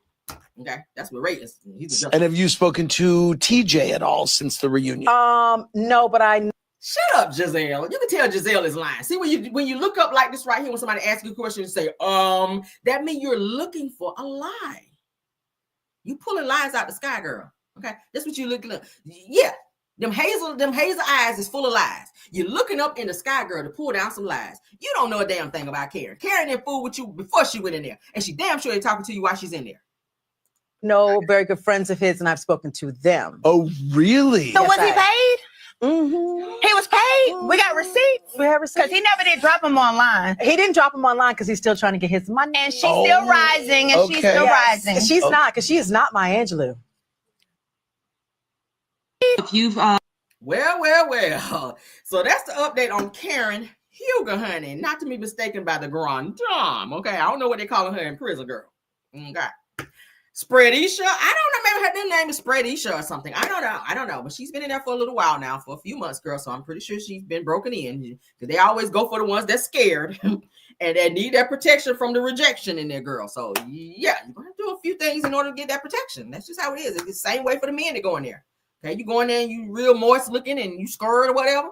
You got to go in there and link up. Okay, you got to have a leg thrown over you. You got to be on your knees. Maybe not so much to pray. I don't know. It is what it is, child. So shout out to Karen Huger, honey. That's why she tried to get on that work release, child. She said, I'd rather pick up trash, honey, than me booed up, baby. I'm going out there. Hey, let me go out there and pick up some cans and some paper up off the ground, baby, so they can get off me. Because Karen, child. And I hope they ain't let her wear that wig in there, baby. Because who child. She had on her Ric Flair wig when she went to jail. Y'all remember Ric Flair? Sit on this shit. Karen had on her Ric Flair wig when she went to jail, child. Because she about to get tossed up like a good old salad in there. Child. Baby, I said, no, they gonna let her wear that Ric Flair wig back there. Baby, they gonna be fighting over you, Karen, honey. Ooh, child. They gonna be fighting over you like a steak ham and like a steak sandwich back there, child. Like a steak hoagie. They gonna be fighting over Karen like a porterhouse steak back there with that Ric Flair wig they let her wear back there, girl. Oh, girl, I know they got you, Karen. I know they got you the first night, girl. I know they did. Ooh, girl, I know they did. Ooh, hold on, let me pray for Karen, though. Yeah. All right, let's continue, child. I had to do a Church of God in Christ prayer for you, child. Put a tune on that thing, because baby, I know they got child. Ooh, Lord, I know you turned out already. 9:37, child, Monday, April the 28th, 2025 at 9:37 a.m. Girl, yeah, you turned out. You are turned out, girl. All right, but let's get into it, girl. All right, so Real Housewives of Atlanta star child Angela Oakley clears up the baby break rumors. We about to get our Real Housewives of Atlanta. I know. This is gonna be the last one. Then we got to get into the other mess of the mess, child. Okay. So Angela Oakley is talking about her husband out here, child, and these baby break rumors. So somebody said that old Charles went out there with his old ass and they got a break baby on Angela. So she gonna clear it up. People were giving a lot of not backlash, but like they were trying to pry into your relationship with Charles because clearly you guys were separated for a while. We were not. And a lot of people let's clear that up because we can clear and it more will come out in the show. When he got drug out of Madison Square Garden, like I see people are saying that's not a big deal. This is Charles Oakley going to the New York Knicks game, a team that he gave his blood, sweat, and tears. He has bruises on him to this day, scars that will never heal from playing in that arena. So he's at a game and he gets drugged out on national television. That's just like someone coming in here, dragging you out of here unprovoked for life. And this is a man with, I'm not going to say ego, but ego, pride, who's, you know, who has pride. So when that happened to him, that was traumatic. And when I say traumatic, I didn't recognize him anymore. And I don't even think he knew who he was anymore because everything was snatched from him. So we separate. Yeah, he don't know who you are no more either after all them surgeries, okay? And do he have a big ego? I know you say he got an ego, but do he got a big ego? Obviously he do if his baby rumors about him. But let's continue, girl. Let me get out your business. In that time, yes. We separated, meaning you go do you go figure this out, and I'll be here when you need my support. But you Nah. Never tell a man. I gotta stop right there. I'm sorry. Never ever tell a man, okay? You go figure out what you got to figure out, child. You going over there and I'll be here waiting when you get back. Never tell a man that, because that is giving him, you know how kids be when you drop them off when you take them to the playground. They see the slide and they see the swing and they see the jungle gym and the little sand area, okay? If it's a trampoline or whatever. When they see all of these things, they get excited. So when you tell a man, yeah, go on out there, child, and figure it out and get all that hoe up out of you and then come back. Girl, no. This is 2025. Do you know what's out there in them streets right about now? We just talked about yesterday? How a man was cheating on his wife and had that package, girl, and brought it back. And it was not from UPS, girl. Okay? The package, the uncurable package, okay? You don't never tell no man you go out there and do what you need to do and come back and I'll be waiting. Girl, that's some gullible bullshit. I would never. No, you go out there, you better stay out there. Don't come back. Don't come. You can't keep pushing my support away because he didn't know what it was. Like, he didn't understand what was happening to him. So I gave him grace. Now, with that being said, he got to see if this is what he wanted. And, you know, in that time, he found his way back home. But that's what happened. But go ahead. Okay, but he did. So you allow him to go cheat a little bit. And when he got tired of that little whop over there, he came back home because what else is he going to do? And you opened the door, girl, before he even turned in the driveway, you had the front door open. That's what it gives. Angela Oakley, you come off as being a little gullible, sis, okay? You are as gullible as the nose on your face. And I got to go there. I'm sorry. I need a pause right there. I'm sorry. Let me have a little intermission because that don't make no sense, girl. So he did have a son or a baby. No, he didn't have an outside baby. No, I don't want to call baby outside, but all your kids are between the two of you. No, he has a son. Okay, now help me out, friend. But you see, I don't know when it's coming out because I kind of wanted to play out on the show because I love that this Wendy Williams story is kind of like growing legs. Okay. This is something that happened in 2020 where I saw Wendy at a party, and me being a fan of Wendy is like, oh my God, Wendy, you know, you going through it, sis. Let me tell you, it's just a baby. And never ever tell Wendy Williams your business, okay? The Wendy with dementia or the one in her right mind, because baby Wendy is gonna tell your ish. All right, that was a mistake right there to even mention baby. If you had any situation going on in your own marriage where there was outside baby, like never ever, girl. And Charles and Wendy have been friends 30 years. Like they known each other, so he's been on her show, and so they had an event together, and we're coming together to cook for this event. And I'm like, Wendy, girl, stay with your husband. It's just a baby. And she was like, get away from me. You know, and she was like, has that ever happened to you?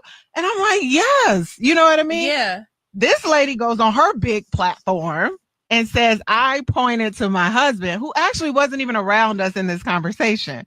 And I'm like, no, Wendy, my daughter's father, my 25-year-old father, did that to me. Oh. So I'm like, and the best thing that ever happened to me was my 25-year-old. Yeah. So I'm like, Wendy, like, girl, it's okay. Charles Oakley did not have a side baby on me. And I am not, you know, I'm not against women who stay. Yeah. You know what I mean? Because we're going to work out. They're going to work out whatever they need to work out. Angela. No. Why are you telling Wendy to stay with her cheating ass husband, that damn bald-headed ass Ninja Turtle with his lying ass? Done cheated on Wendy over a decade with Serena. What's the child? Serena Hudson.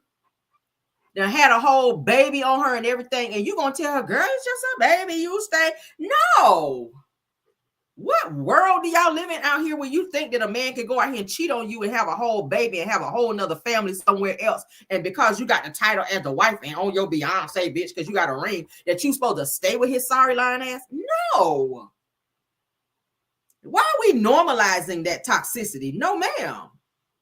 Wendy did exactly what she was supposed to do. Because first of all, I'm not taking care of no side chicks or no side babies. And that's on fire. That's period, baby. Girl, Wendy, stay. It's just a baby. Because you stayed with that sorry ass ninja that you was with? Really? You know, it could be someone looking at my marriage and like, girl, you stay. When he cook his bacon, he cook it too black. You know, it could be anything. Like women want to pry or people want to pry in your relationship to see why you stay. I don't judge other women if they stay in any situation. But that's just not my story. So my husband did not have a side baby on me. And I hate, and every time it comes up, people be like, here you go. See, this is you and your big ass. Ow, excuse me. Oh, yeah, the family. Like, you should have never went up to Wendy Williams and said nothing to her. That's what he's saying. Like, you don't even know her. But you were trying to be supportive. I was, but not to Wendy. Like, really. And that's why I slow played my way into the Housewives. I'm like, I'm not going to go hard on any of these women before I know who they are. Yeah. Without, because Wendy taught me a valuable lesson. Shut your mouth. Wow. I'm glad you were able to clear that up. And I'm like, when it plays out in the show. Okay, good.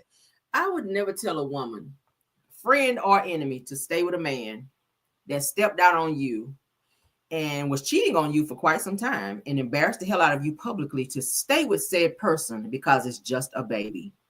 That's a slap in the face. That shows the level of that shows the type of woman you are. That shows your level of integrity and what you were willing to put up with. Just because you're willing to put up with it don't mean that I am.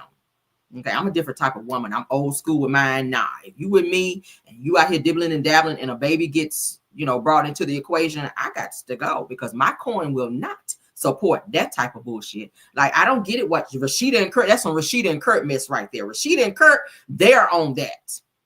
Rashida will stay with Kurt if he have 147 kids. She gonna stay right there.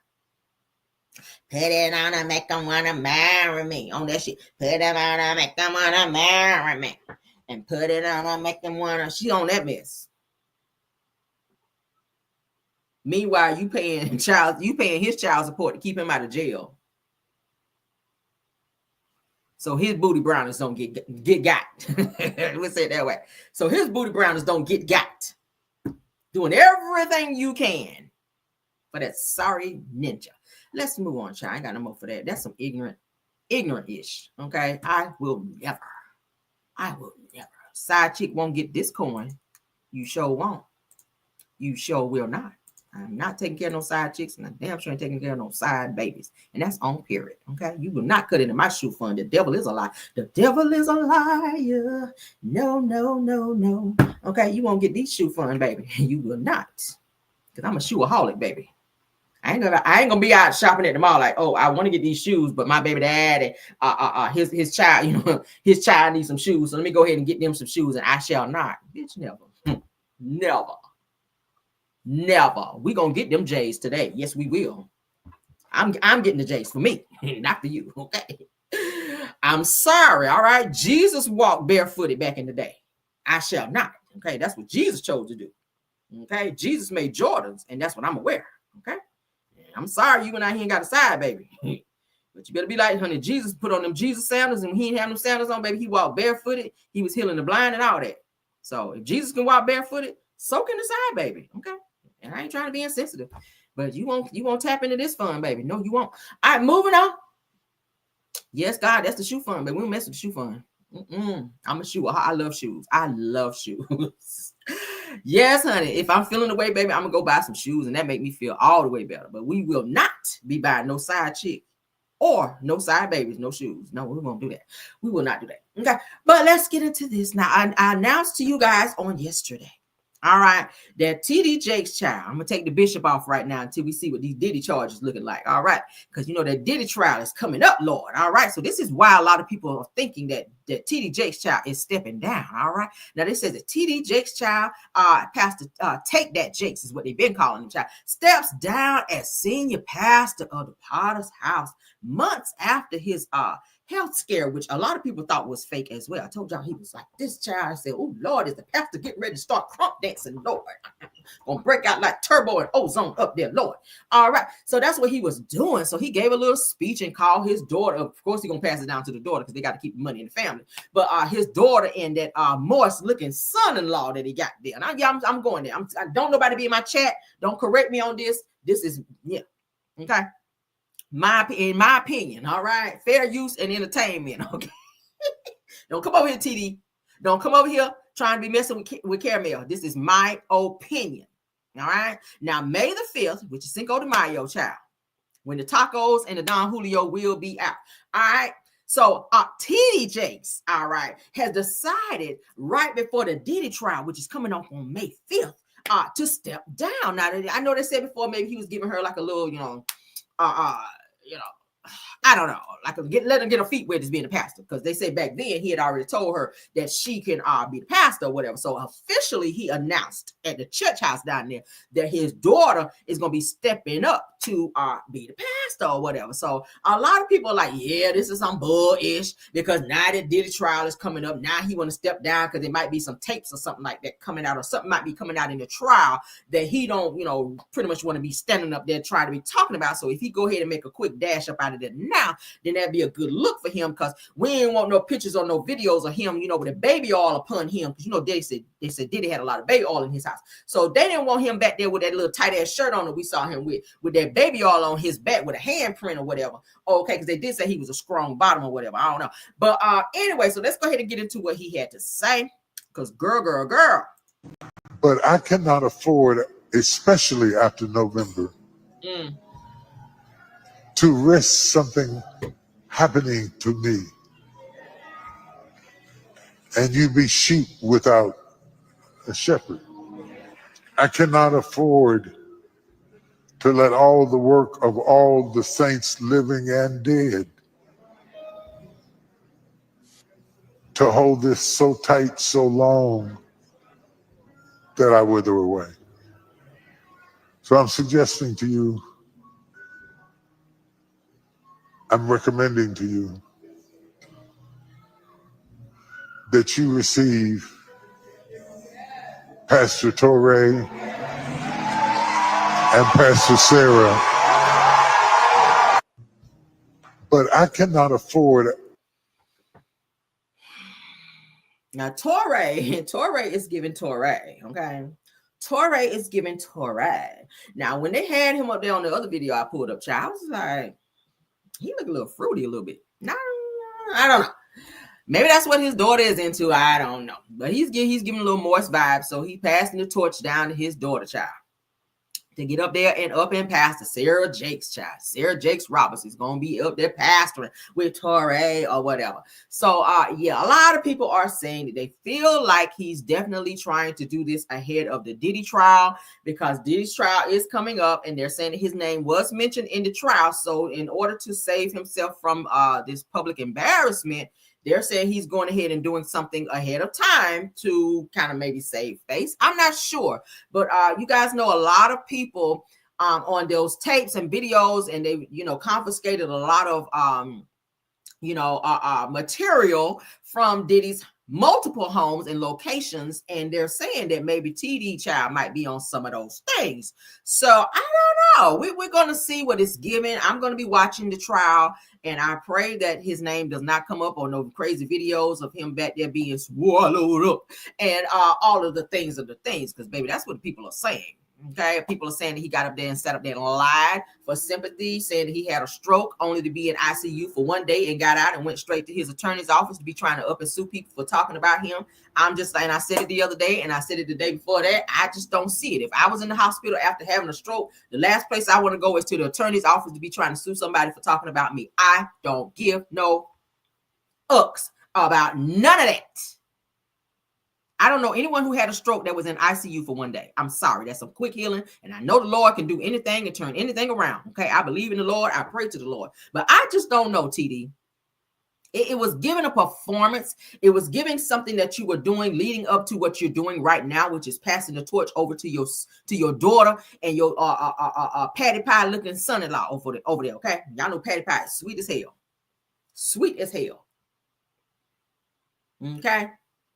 So Pastor Sarah Jakes Roberts and Sweet Roll over there getting ready to take over. Pastor Sweet Roll getting ready to take over for you. While you go and figure out what you're going to do with this Diddy case coming up. Is that what it's giving? And I don't want to be disrespectful to him, but I just don't like when people be up and playing with the Lord and then want people to have sympathy for them. And that's what I feel like this whole thing was, sympathy. He knows that this trial is coming up and his name been mentioned numerous times. So you're trying to get ahead of it by going and suing people and hushing people and filing cease and desist. Because I saw it out there. Cease and desist on other bloggers and other people. Yeah, he's sweet as a patty pie. That Torre dude. When I saw him, I was like, oh, there you go. Nothing wrong with it. That's what you want to be, child. I judge no one. Because my very best friend of 25 years is gay. So it is what it is. I don't judge him. That's your life. You live how you want to live. But I'm saying you are a man of the flock. You are taking over as being a pastor. There's a certain responsibility that you are supposed to have when you are a man of the flock. I'm just saying. And I feel like TD Jakes is more so focused on being famous and hanging around people that he shouldn't have been around, which now your name is coming up in places it should not be. You're supposed to be of the world, in the world, but not of the world. Hello? Tap your neighbor, somebody, since y'all want to be in church right quick. Tap your neighbor, somebody, and tell them you're supposed to be in the world, but not of the world. All right? Period. That's just what it's supposed to be. But so that's what's happening. A lot of people, that's what a lot of people are saying. Y'all see the Diddy thing, said, great job. Thanks for being a great man. Yeah. Said the Diddy, says Diddy did it for real. Said that trial and that tape about to drop. See, I ain't the only person that's saying it. Somebody said, y'all remember Eddie Long? Mm-hmm. See, the only difference between him and Eddie Long, he was one of those very disrespectful types. He fought to the very end. He denied it to the very end and even said he had aggressive cancer. I don't know what he was. I don't know his diagnosis. But what I do know is that there were several guys, 5 to be exact, that I know of. One of which wrote a book and another one of which had Eddie Long's name tattooed on his arm, came out and said that inappropriate things were being done to them. And that there were several men that came forward to say that there were inappropriate situations. I do know that people in the church was calling him daddy. And I don't know no church that I ever been to where I call any man daddy. Okay, I don't even call my husband daddy. There's a difference. Okay, you my husband, you would never be called daddy, especially a pastor. So a lot of people, like I said, they are feeling like he's trying to get ahead of what's to come, because this Diddy case is about to blow a lot of people up out of the closet, baby. A lot of people that you wouldn't even think was at the Diddy party probably get ready to come out in this trial. So with all the tapes that's been reviewed, people who have come forward to give testimonies. Okay, I've seen a few gospel people who say, yeah, I've been to a Diddy party. Okay, I hope you ain't been in none of those rooms, because they did say that Diddy's house, each and every room in his house had cameras. So if there was some freaky deaky stuff going on, 9 times out of 10, you want a camera somewhere. So I feel like TD Jakes may think that something's getting ready to come out and he can't stop it. But what he is trying to do is get out of the spotlight and remove himself from public scrutiny before things get hot, because the block is hot right now, baby. The block is hot. Okay, that's all I'm gonna say. I'm gonna sit back and I'm gonna watch this case unfold like everybody else, and I'm gonna report on it like everybody else. Okay, so you're gonna get all of the tea right here on my show in terms of what happens. If he's on one of them tapes and they on this right here, I'm gonna come right over here and talk about it. Okay, so get ready for the update on this case. All right, let's get out of here off that. Moving on. All right. I see your stuff. Yeah, Pastor Sweet Roll. I see your stuff. Okay. You might fool me one time, but you won't fool me every time. All right. Because I'm going to catch on, baby. Yes, I will. Because I keep a what? Third eye on you. Yes, we do. Schoolboy said you scream. Yeah, I'm screaming too. Shit, I'm screaming too. I'm going to really be screaming when they play that video in court. Where they say he was a strong bottom. A strong bottom, Lord. Yeah. Yeah. Ooh, child. Y'all gonna have to play some shouting music for me, baby. Because I'm shouting when I see that. I'm like, I knowed it. I knowed it. Like the old people say, baby, I knowed it. I knowed he was doing it, Lord. I knowed it. Lord, I knowed he was bent over that headboard. Lord, I knowed it. Oh, child. They say he was a strong bottom. Still got his fingerprints in the headboard, Lord. Yes, he do. Allegedly. Maybe and hypothetically. All right. Let's get on, child. Ooh, child.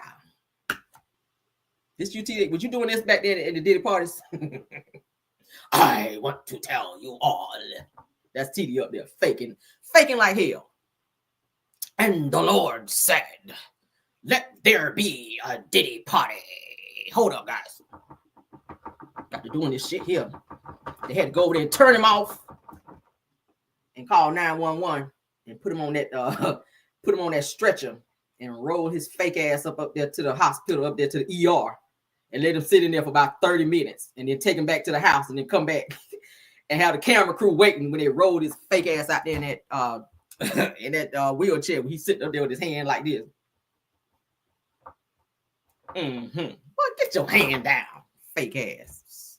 Oh, I can't stand it. Oh, y'all pastors better stop playing with the Lord. You better stop playing with the Lord. Now, had dog on Eddie Long up there looking like a janitor at the church with that little ass suit on. And the Lord, I'm telling you, the Lord will bring you down. Keep playing with the Lord. Eddie Long was looking like the church janitor with that cheap ass suit on. Yes, he was. What up, brown skin girl? Said, Karen, something wrong with you. I'm telling the truth. Y'all know he did. Got there trying to preach and gonna fake. He thought about them Diddy charging. That hand got stuck up there on that chest. He thought about that Diddy tape. He said, oh. And I just want to say to y'all, okay, the Lord dropped it in my spirit. Hey, hallelujah. Got doing this shit. I said, Turbo, Ozone, get in here. Get in here, Turbo and Ozone. I said, is this you got served part 2? Let me find out. I'm about to jump up and start on this shit here. On this shit here. Omarion up in that bitch. I said, hold up. TD, let me find out you got to turn into Omarion in church today. Okay. Oh, child. I had to clutch my purse and my pearls, girl. Oh, I said, I ain't gonna give no dollar this Sunday because I don't know where this is going. Let me hold on to my dollar, child, in case I got to move my membership, child. I don't know about this one. Oh, girl, I don't know about this one. Because I know I only give $1, girl.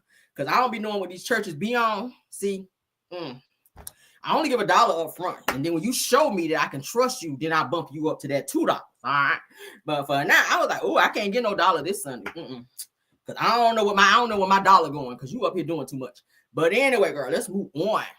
So Steven Jackson speaks on Shador Sanders, NFL, and calls out folk who are happy about Shannon Sharp, child. Now, I'm really tired of talking about Shannon Sharp, but we got to talk about it because it's news I know you all can use. Okay. Girl, I got to hold on to my dollar. I don't know what y'all talking about.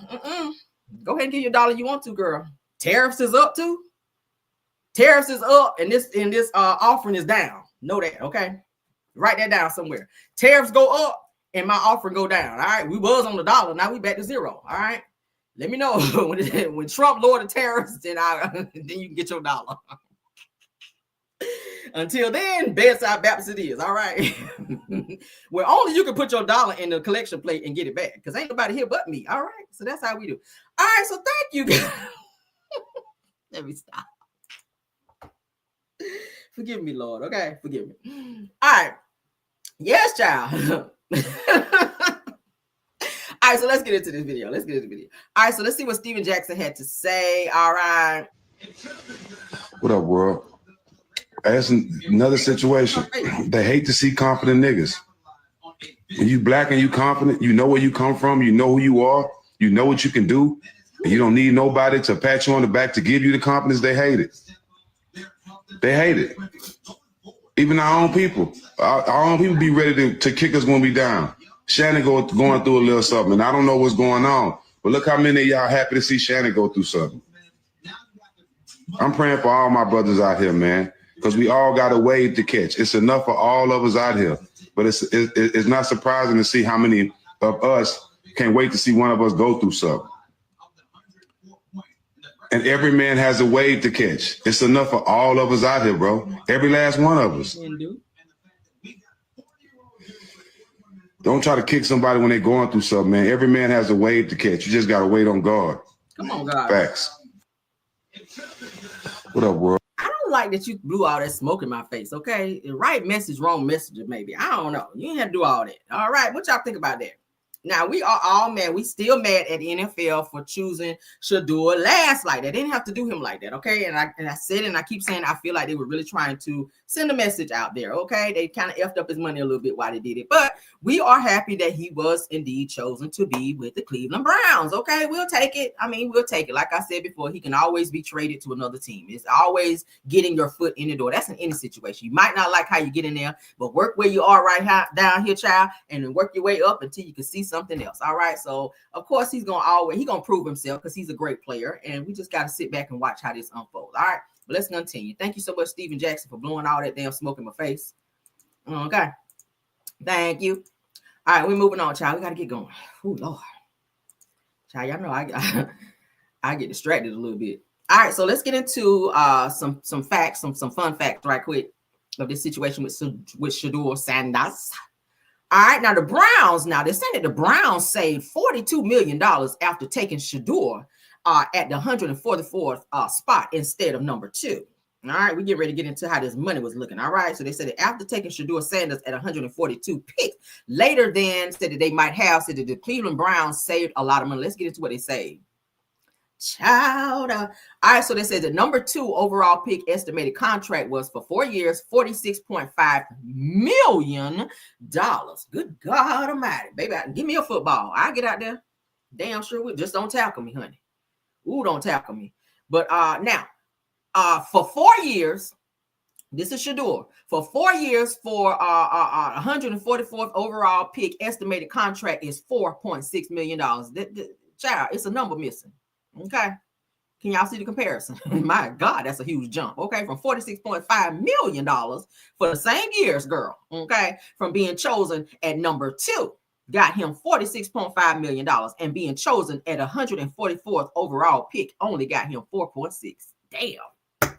Ooh, child, you messing up the church's money, Lord. Y'all see that? That's a huge, huge difference. And they knew exactly what they were doing.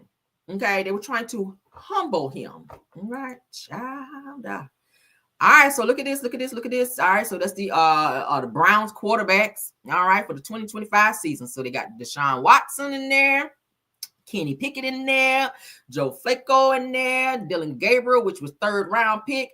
Shador Sanders, as you guys see, was the 5th round pick. All right, so it says that the Browns did extensive homework on Shador Sanders. Certainly were questions, but he has clear talent that they get him at a tremendous value in round 5. So it was all about the money, really. They got him down at the totem pole, child, and gave his ass a little 4 point whatever million. He was already making damn near that playing college ball. So I mean, so the Sanders get to compete in a wide open quarterback room with Joe Flacco, Kenny Pickett, and Dylan Gabriel. So it should be a fun battle. He's going to get in there and prove himself because, like I said, he is very, very good at what he does. He's been training his father, who was also great. Deion Sanders was awesome on the field. So, I mean, you say what you want to. He is very, very cocky, but a nigga can play some ball.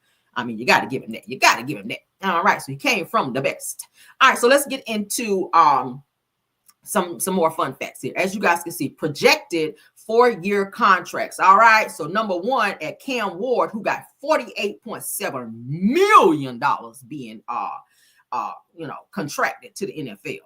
All right, at number 25, Jackson Dart received $17 million. Ooh, child, that 48, I can't get away from that 48.7. That's some good money. All right, so number 40, Tyler Shell gets $10.8 million. At number 97 coming in, Jalen Milroe gets $6.2 million. Okay, child. So number 94, Dylan Gabriel gets $6.2 million. Okay, and then way down here in red, child, 144th coming in, Shador Sanders at $4.6 million.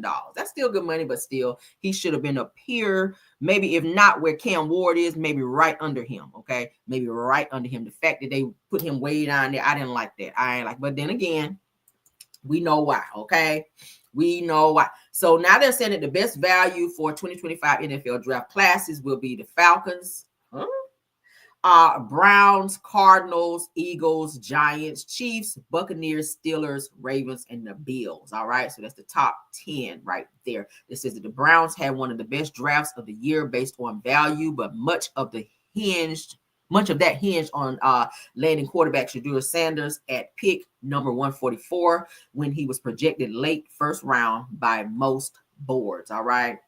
Yeah, he was picked over by quite a few teams, but he was picked up by the Browns. Like I said, his father did not want him to play for the Browns because he did say if they chose him, he was going to step in and do something. But I think that they called his bluff by still choosing him to be on the Browns team. So thank God he's on. All right, because like I said, he can always make a change. But that's the update on that. Y'all can talk about what you feel about it.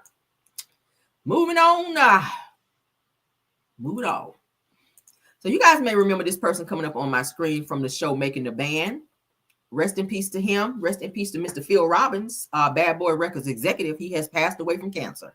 All right, let's get into it. He is coming up. You guys remember this person? If you guys watch Making the Band or anything with Diddy, he was always around Diddy. He was always around Diddy. So if you guys don't remember this person on my screen, I don't know what to tell you. All right, Mr. Phil Robinson, rest in peace to you, sir. All right, so Bad Boy Records executive Phil Robinson passes away after his battle with cancer, okay? It says it's truly sad day in the music world. Phil Robinson, best known as one of the most important executives at legendary Bad Boy Records, has passed away after a private battle with cancer. News of his death broke earlier today, leaving many in the hip-hop and R&B communities in shock and in mourning. Now, Phil Robinson wasn't a household name like Diddy or some of the artists that he helped make famous, but behind the scenes, he was a giant. Yes, he was. Now, throughout the late 90s and early 2000s, Robinson played a key role in shaping the sound and success of Bad Boy Records, working with some of the biggest names in music. Now, from the Notorious B.I.G. to Faith Evans and 112. All right. It goes on to say that known for his sharp ear, business savvy, and a reputation for nurturing talent, it says that Phil was the type of executive who genuinely cared about the artists he worked with, unlike Diddy. It says that many credited him with helping guide young stars through the ups and downs of the industry, offering tough love when necessary, but always from a place of support. So shout out to and rest in peace to Mr. Phil Robinson. He really knew his shit. Okay, I've seen him in several shows, and he definitely was doing his thing. So I feel like he, of course, did shape a lot of artists as well, but unfortunately he worked around Diddy, but he put a lot of money in his pocket because he was able to shape a lot of artists coming through Bad Boy and other record labels as well. Okay, so Phil Robinson, thank you so much for your contribution, and rest in peace to you, sir. All right, y'all remember him? Shout out to him. Shout out to him. All right, moving on, child. Now, this topic here, I said I got to talk about this because this is weird. This is mad weird. I was just like, who is this busy child? Who is this busy? Anybody ever got so busy you forgot to wash? Anybody ever got so busy they forgot to take a shower? Never me, girl. Okay. At some point, you should smell yourself. All right. And I keep telling people, you gonna smell yourself before somebody else smell you. So if somebody got to come up to you and say, girl, what does that smell? I think it's you, girl. I mean, what's on the menu? Fish? Is fish on the menu today, girl? Because we can smell it. So no one should be able to come up to you and tell you that you ain't right, that you ain't smelling right. Because I keep saying, as women, there's an entire aisle in the stores for us in terms of, keeping ourselves fresh and handling the things that we need to handle as women. All right. So this young woman here, she quits her job to focus on her basic self-care after realizing that she had not taken a shower in 3 weeks. Who is out here on that kind of time, girl? Let's go. Because this is nasty. My job because I can't take care of my basic needs and work 40 hours a week at the same time. It's really hard to say this out loud and put it online, but I know that I'm not the only person going through this. I've almost been fired from every job that I've ever had, and it's not because I'm not smart. I actually tend to overperform in the beginning. It's just that after some time, I inevitably burn out once I wake up one day and realize that I haven't taken a shower in like 3 weeks. Let's stop there. Okay, so she said, oh my God, I'm like the top performer at my job. I'm doing everything that I need to do. And it's not that I'm not performing like I need to. It's just, how you walk out the door and you don't wash? Like, how do you forget that? So and I'm just saying, If you did not wash your body, 9 times out of 10, you did not brush your teeth. So you're in meetings and you're in everybody's face, hello and good morning. So all the words that you're saying to somebody is a breathe out type of thing. And you are literally arching everybody's eyebrows at work because you refuse to take some pride in yourself. That's what it's giving, girl. So you're out here not brushing your teeth, not washing your cutty, and not washing your butt out here, girl. But you are focusing more so on being an overachiever at work. Let's take some of that overachieving and put it towards washing your body, girl, because that is not, I mean, I keep saying it's the pass by air for me.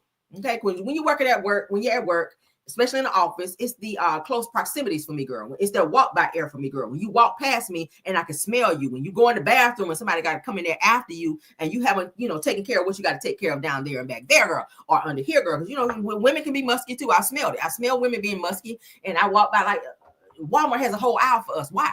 Why are you here like this? Why am I being assaulted by your underarm pits this morning? Why? Why am I assaulted, girl? I didn't even want fish today, but you brought fish to work and I didn't even want fish today. Like, why are we on that? Let's continue. Girl. It's really frustrating because I know that I'm an intelligent person and I've been able to accomplish a lot of really amazing things in my life, but I still can't manage to take care of myself. And it's not just a matter of not trying hard enough or not being disciplined. If I could take care of my basic needs and work full time, I would have fucking done that by now and then some. It's a form of self-sabotage to honestly be putting so much energy into these executive functioning skills at work and not have anything left to give myself. It's like I would dead ass wake up at 5 a.m., pace back and forth, start working at 7, finish work. Whoa, see that pace back and forth? You could have been in the shower. I got to stop it right there, mama. I got to stop it right there, mama. Because you say you wake up at 5:45. That means you got up early, girl. Enough time, girl, to walk by some soap. Look at some soap. Touch some soap. I don't know shit. Smell some soap. 5:45 is enough time, girl. So you say you pace back and forth for a little while. That pace back and forth could have been in the shower. I'm trying to help you, girl. I'm trying to help you. Why you couldn't pace back and forth while you were doing this shit right here? That's that, You got to get in there, girl. You got to get in there like this here. You could have did that, girl, while you was pacing. That's selfish. It has nothing to do with how smart you are. Obviously, you're not smart enough if you took yourself up out of the house, girl, for 3 weeks and you ain't touched no soap. Down ain't seen no soap, girl, in 3 weeks. Girl. Work at 6, eat, sleep for dinner, and then crawl in bed at 8 o'clock.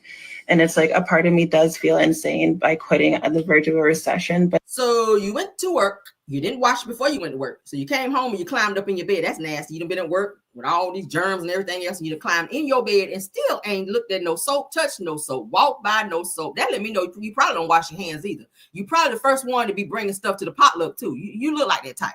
You home like this child making meatballs and everything ain't so much as wash your hand. Every food that you got to touch, that's what you want to make and bring to the doggone potluck, okay? So you ain't washed your butt, you ain't washed your hands, you ain't brushed your teeth, ain't washed your face, none of that, girl. You just got up, got dressed, musky as a football player, child, and then came to work, girl. Fished out and musked out, girl, and walking past there. Good morning. You on that? Hello. Good morning. Thank you for saving me 8 hours to get my eyebrows arched, girl. But no thank you for burning my damn hairs in my nostrils. No thank you for that.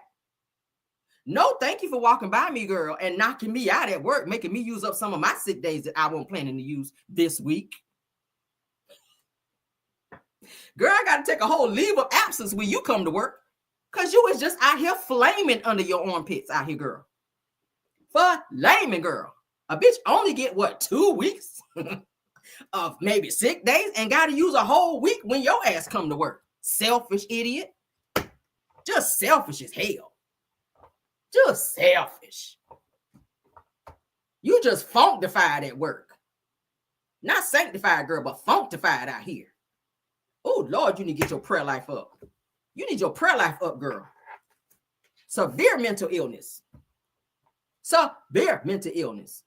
I mean, your WAP ain't talk to you this morning. Say, we ain't gonna get no soap today. Yo, we ain't getting no soap today. Like your WAP's supposed to talk to you. My WAP talk to me, girl. Okay. Oh, we get in the shower. Okay. Same time, girl. Same time every morning. You on, yeah, Caramel, you own it, girl. See, that's what my WAP tell me. When I wake up in the morning, oh, I already knew we was about to get in the shower, girl. I already knew. Yours, oh, so we no shower today? That's what Joe Wop's saying to you. If you listen clear, if you listen, girl, yo, Wop will talk to you. My Wop be talking to me. Oh, girl, I love the way you putting that soap down here, girl. Girl, I love the way you stroking it with that good old. Oh, that soap smell good. Girl, your body wash smells so good down here, girl. That's what I be saying. Yours, no shower today? Again? Girl, it's like we're 3 days in now. You for real? You really gonna go to work like this? That's what your wife be saying. Damn. But it's like, if I actually want to build a future for myself and get there in one piece, taking care of myself has to become my full-time job. I was not born to raise shareholder value. I'm actually meant to live a life, and I need to learn how to be a person in order to do that. So I quit my job because I can't take care of my basic. Girl, I know I'm stank, but ooh, all right, girl. Like what? Needs and work 40 hours a week at the same time. It's really just burning holes in the office chairs, girl. That's what you doing. You burning holes in the office chair because you ain't so much as thought about washing down there, girl. Wop just on fire down there, girl, and just burning holes. And girl, don't sit in my chair and come ask me a question. All right, then I got a Lysol my chair down, girl. Ain't no telling what's crawling upon you down there. Just burning holes all up in the office chair, child. Everywhere you look, girl, is a hole in the chair because you done sat in everybody's chair at work. Ain't so much as washed down there, girl. Damn, oh, hot Wop ass. Oh, child, I can't, y'all. I can't. Now, at 28, girl, and you know better. At 28, you know. Oh, you know better. They should have suspended you at work for that. Now, at 28 years old, honey, she shared that she struggled with daily tasks like brushing her teeth. Didn't I tell y'all she ain't brush her damn teeth? If you ain't wash your ass, you ain't brush your teeth. I'm sorry. Women, because y'all know better. Oh, Lord. Showering and remembering to eat. That's something we don't forget over here. Brushing the teeth or showering. I don't get none of them. But after feeling overwhelmed, girl, with being stank, let me go and read it the way I want to read it. All right. We're going to read it in caramel version. After feeling overwhelmed and being stank and neglecting her basic needs like washing the ass and brushing the teeth and the things, she decided, all right, that her full-time job would be stank, okay, versus taking care of herself. I'm reading in my version. All right. Shout out to It's On Site. This is the remix. Now, the young woman's experience of quitting her job and whatnot to focus on self-care, like washing the ass and things, reflects a profound struggle with depression. Now, I've been depressed before, but I've always gotten up and taken a shower through my depression, all right? Okay. When my father passed away, I didn't want to get out of bed, but we got out of bed to go wash. We did that. I said, I ain't going to be laying here feeling away and stank. We're going to pick one. Okay, I feel away, but we ain't gonna be stank. We ain't gonna be musky and the Wop down there like caramel get choked. Okay, so a condition, girl, that can make even basic tasks like showering, brushing your teeth, or eating feeling overwhelmed. Girl, how depressed were you? Said that a mental health hotline is free, girl. So you got time to call the number, but you ain't got time to shower. Gotcha. Confidential child, 24-hour hotline for anyone struggling, girl, with depression, anxiety, or any mental health crisis, girl. Call 1-866-903-3787. All right, girl. I don't know, y'all. I don't know. This is sad. This is so sad, but that's what had happened. Get off that, child, because I can smell you through my screen, baby. All right, something else I can smell through the screen, child, is these potatoes. Let's get into it, child. I know her people over here. That's why the numbers keep going up. Let's get into the potatoes. All right. Let's get into the potatoes, girl. The show enough potatoes, girl. All right. I'm trying to do this without laughing. Oh, my God. All right. Let's get into these potatoes, girl. We know who making the potatoes, right? Y'all know these big ass potatoes with this nasty ass truck. I said, girl, when the last time you swept this floor? Just trash all over the place, Lord. All right. This is the nastiest food truck I ever seen. And yes, we're gonna talk about it. Yes, we will. All right. So this is show enough out here, girl, with her truck. She ain't mopped or nothing in there, girl. But she back there making potatoes and cooking y'all nachos and panda meat back there. Panda meat sausages. All right. polar bear sausages, girl, is what the people said. But I already went down and verified down there to the farmers market that that's not no such of a thing. Polar bear meat sausages, that's no such of a thing. Okay, polar bear, polar sausages is no such thing. It's Polish. But let's get into it. Y'all know I told y'all I was coming back live once I found out. I told this guy I would get his money back if it was not good, right? I'm finna go out here and see what they got to say.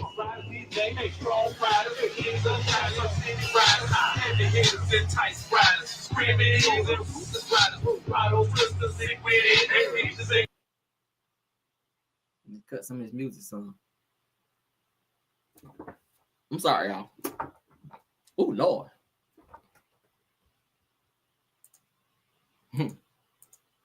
Hold on.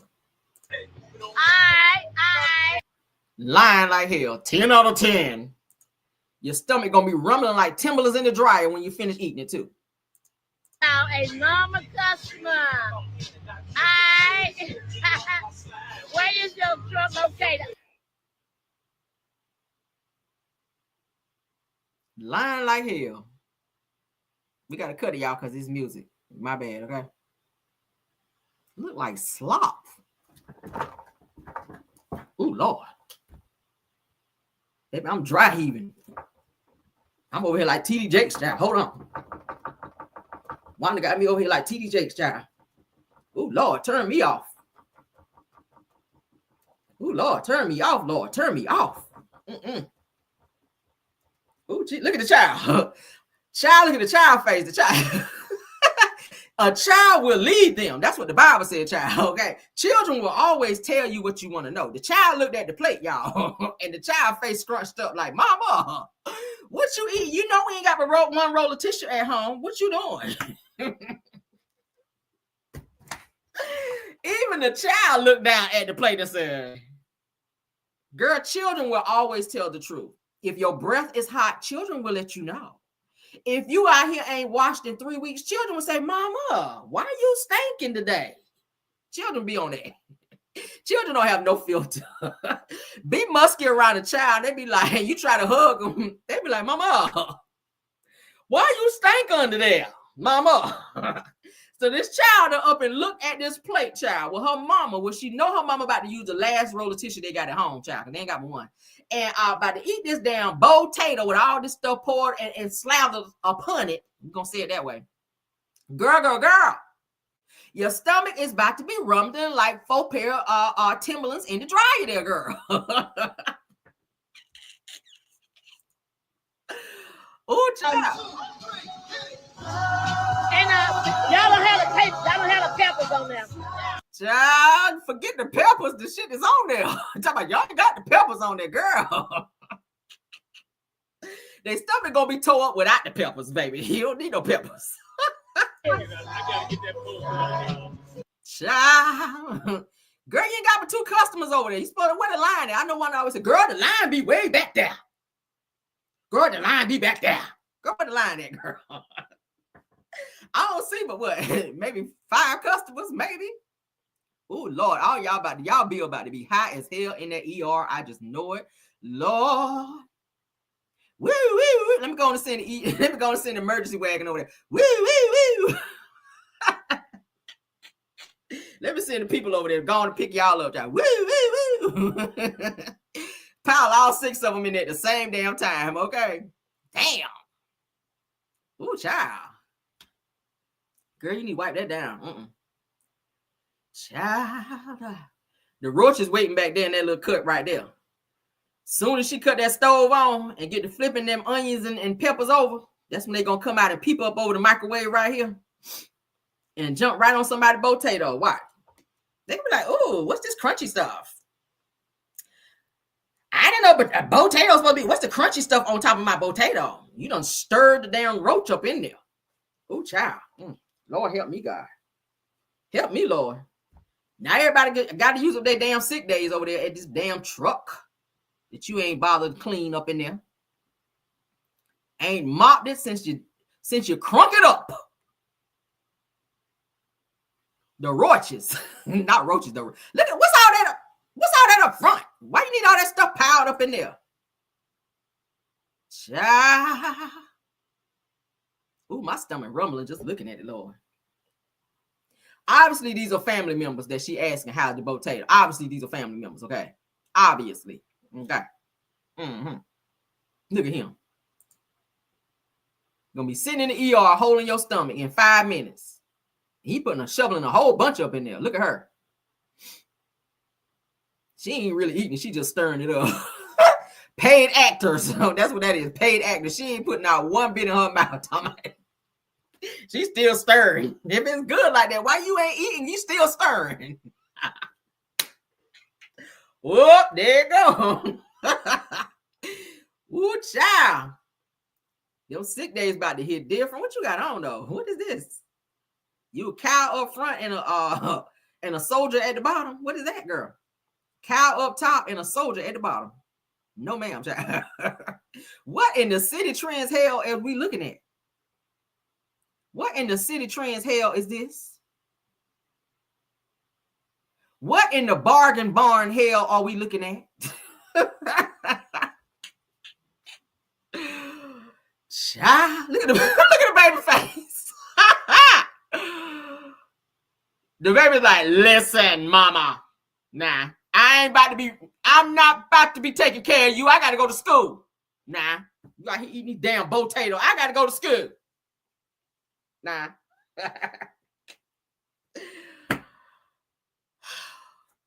Num your hoe, rang yake, that hoe. Okay. What the hell? Lord, Moo Soldier, put that fork down. Moo Soldier. Moo Soldier about to be in the horse piddle. All right, as the old people call it. Moo Soldier. Moo Soldier. Moo on top, soldier on the bottom. Moo Soldier, put that fork down. Nah, the hell. Moo Soldier about to be in the ER, Lord. Lord. All these people right here, it's donezo for you. Child, I will pray for y'all, but y'all know better. Hell, I'm saving my prayers for somebody that need it. Moving on, child. I ain't got them on. Moo Soldier and child. All right, so let's get into some awareness. Y'all know we like to do awareness. All right, child, we had to get a little messy here. Y'all know we messy. I'm messy as hell. Yes, I am. I'll admit. I'll be the first to admit I'm messy. Shout out to a Astute Queen. Be in the house. Yes, where that wagon at? Where that wagon at? Where my damn fan? Whoa, you going straight to the hospital? Yes, you are. Whoa, you going straight to the hospital? Where that hospital at? Bam, bam, bam, bam. Ooh, child. Let's move on, child. All right, so beware of a card decline. All right. There's a card decline scam out here. Let me go on and put y'all up. Moo Soldier. I literally just made it up. Moo Soldier, child. Moo Soldier is about to be in ICU behind that potato girl. Yes, she is. Lord, I'm gonna keep the news on because I know it's coming, Lord. I know it's coming, girl. All right, so beware of the card decline scam. Okay. Somebody said stop. Girl, the spirit of Pepto-Bismol need to be upon you. That's all I'm saying. All right, let's get into this scam. So we got to talk about all the scams, okay? Because it was a scam to eat that potato. I'm trying to move on. So beware of credit card decline scams. All right, for those of you that shop online a lot, beware because there's always scam out there. So watch out for this. Let's go. It's about the card decline scam. That's right. Very frustrating. The Better Business Bureau just sent out a warning about this new scam that looks like your card has been declined, but actually it's been copied and stolen. Here's how it works. Say you're shopping online at a site that you think is real, and you try to make a payment on the website when you get an alert that says your card is declined for some reason. Well, that's weird. You think, because I know I have enough money on there for that to clear. So you try another card, but the same thing happens. Card declined. Unfortunately, that's a dead giveaway that you've fallen for this scam, and now you've actually given the bad guys information on 2 of your cards. If you check your account balances, you'll probably see some unauthorized charges on those accounts within minutes. If this happens, the worst thing you can do is keep trying different cards to see if they'll work. Everyone that you try is simply giving the scammer more information about more cards. Instead, the BBB says you need to do a security check before you try the first card. So if you're on a site like Amazon where you have an account, you shouldn't have to enter any personal information. And if your card is on file, you shouldn't be asked to resubmit it. Make sure that you're really on the website that you think you're on and not a cloned site made to look like Amazon or something else. Tell us about the card decline. Yeah.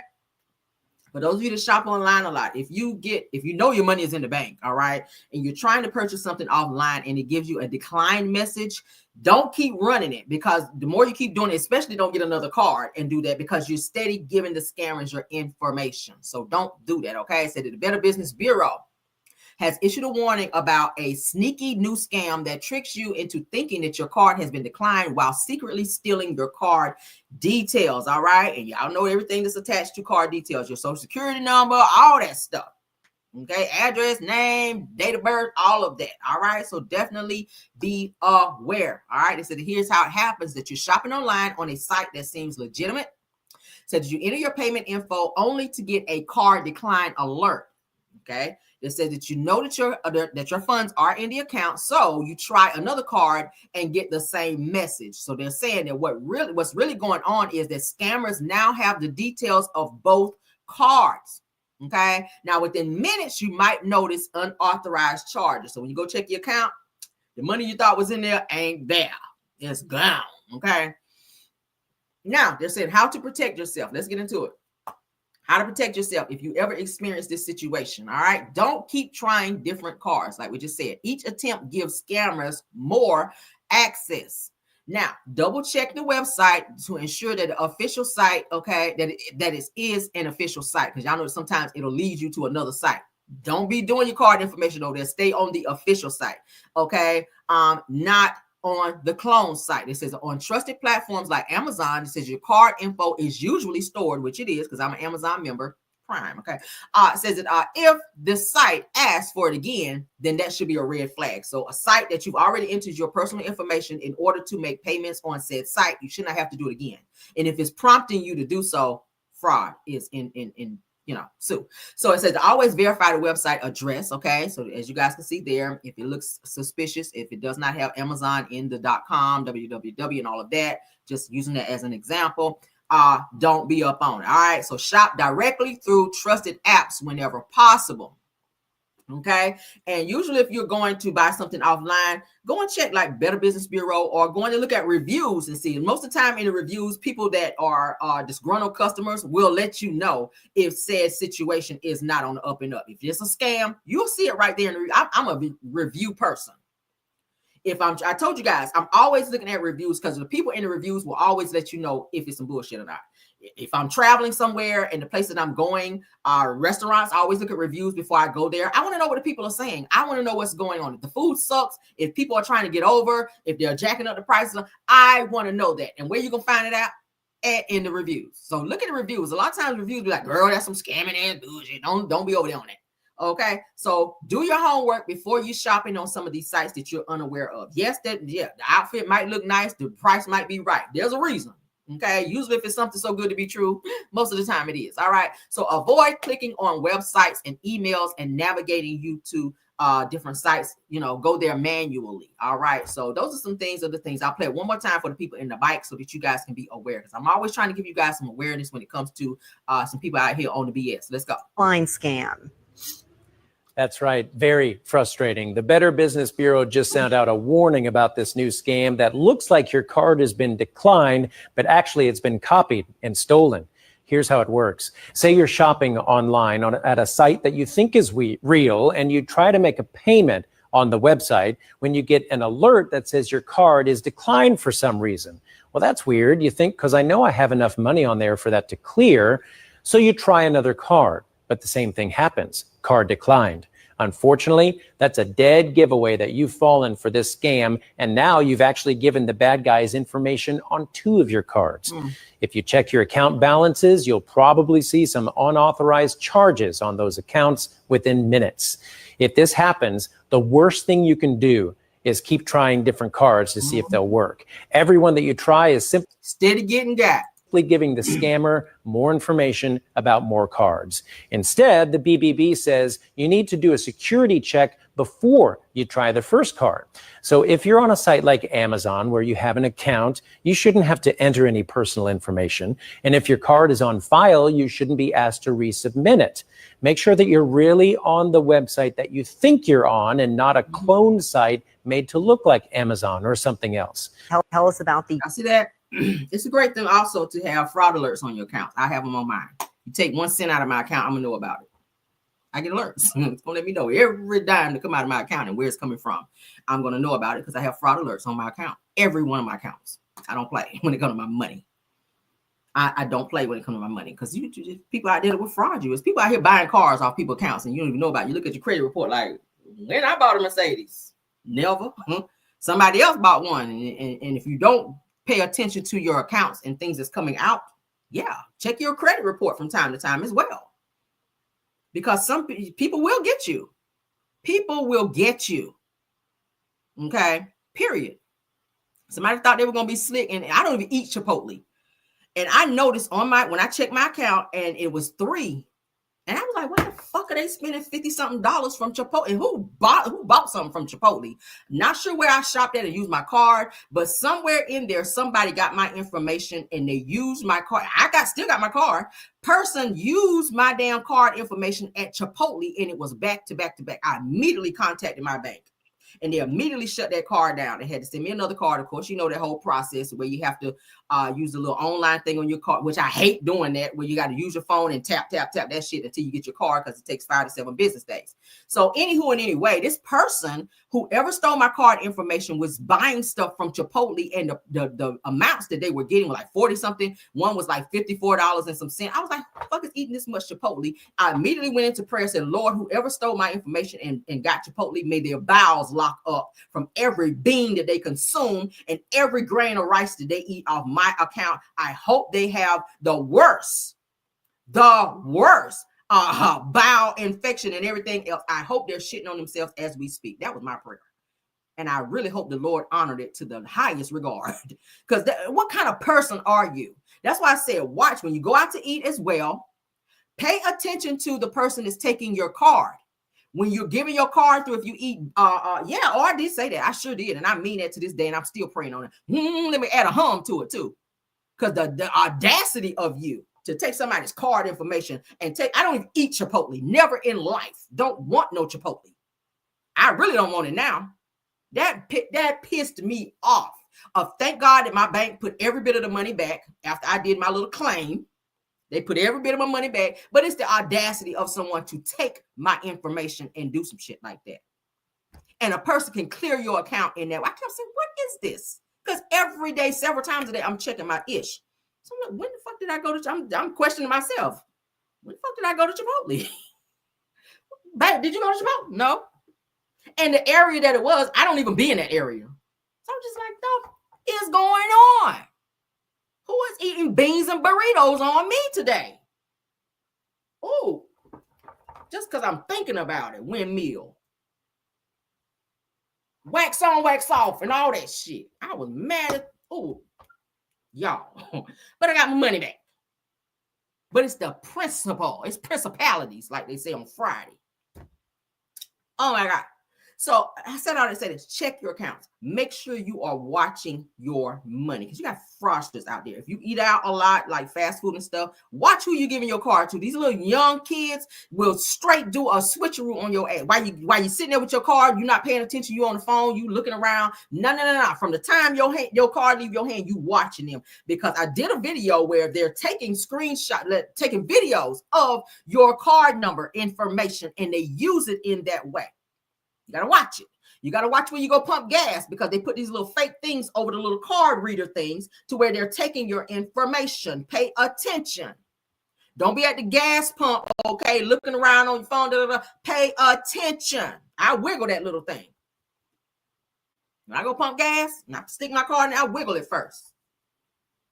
You gotta be on your ish nowadays because scamming come in many different forms. So if you're not well versed on that, please be well versed on it so that you don't get your accounts cleared out. Okay, please make sure you don't. All right, and I always like to do these type of segments to keep people aware because baby, it's a real thing. All right, it's irritating to think you got a certain amount of money in the bank and somebody come behind you and just eating off you and just scamming you. And yeah, child, people are crazy. All right, so let's move on. So the people out here are saying that they think that Tisha from Love and Marriage Huntsville is trying to emulate what Melody is doing in order to grow her fan base. We know that Melody always incorporate her children into her videos, her lives and things of that nature in my Martell voice. So it's given that now Tisha's doing it. We're seeing Tisha do it more and more. Really, we didn't used to see Tisha doing this stuff with her kids. Okay, the kid complaining about her kids. It's always, oh, the kids are this, housework is girl. You don't work a job. You're not doing anything else. Okay, you already got your degrees from DeVry or wherever you got them from at home. So why are you complaining about your kids and housework so much? All right, I keep saying it. Melody Cherie, honey, got 4 kids. She take them to school. She do this. She's on the flight going here. She's doing this. She's packing orders. Why is it so hard for you to get into some type of level of to do what you need to do? You sitting back with a full face, be complaining about your kids getting on your nerves. It's simple. Tell them get out your room. So that needed to be a online moment. So people are saying that they feel that Tisha is trying to grow her YouTube channel and her fan base by emulating what Melody does in terms of what Melody do on her lives, okay, with her children and trying to more so incorporate her kids into growing her fan base. Let's get into it. We'll entertain the child. You hear the noise in the background, right? I'm cooked them dinner. We're working all day, and now I'm trying to relax, and I can't because they're in my room making all this noise. Moms. My life. We'll play it again. This is how it is. You hear the noise in the background, right? I'm cooked them dinner. We're working all day, and now I'm trying to relax, and I can't because they're in my room making all this noise. Moms. My life. It's simple. If you don't want your kids in your room, tell them to get out. But we see this a lot. Melody be laid back on her bed, child, with her kids coming in and out of the room. Okay, that's sugar mama, that's Tank. The kids are kind of getting on my nerves today. So a lot of people, and I've been seeing, I looked at the comments as well. People are saying like, Tisha girl, like your life is really not that stressful. Like you're not really doing anything. Taking your kids lunch because they forgot their lunch at home. Why is that stressful? You just get in your car, take the lunch, go home. And she said, I'm filming today. The L is silent, FIMMING. I'm filming today. I got to take Mila her lunch, or I got to go get my makeup done. Why is that stressful? Tisha acts like she's so overwhelmed with life that she just can't move from one phase to the next, and that life is just lifing so much when you're not really doing anything. I don't understand that you only have 3 kids. All of your kids are able to help you around the house. We talked about this so many times. All of your kids are able to help you around the house, do chores, make them do chores. Your oldest son is what, 17, 18? He should be taking out the trash. He should be helping more, maybe doing the dishes. If you feel overwhelmed, son, go wash the dishes. It's simple. Delegate authorities to delegate, chores and stuff to your kids, and stop sitting in videos. Oh my God, I'm so overwhelmed and I'm tired. Today has just been so much. Girl, Marceau, let him get in there and cook. Let him get in there and clean. Let him vacuum. If you live here, you are also responsible for duties of the home. Why is it on one person? Now, we've seen her on the show where she's mentioned that, Marceau don't do anything. I got to take MJ to get his haircut. I got to do this. I got to go grocery shopping. I'm overwhelmed. Marceau doesn't do anything. Girl, that's your husband. He's called your help meet. Help him meet your obligation. Let him help you meet your obligations. Like, does he know his role in your life? Hello? He should be helping more. Your children should be helping more. Okay? Put your foot down and tell them, get out of my room. I do it. Get out of my room.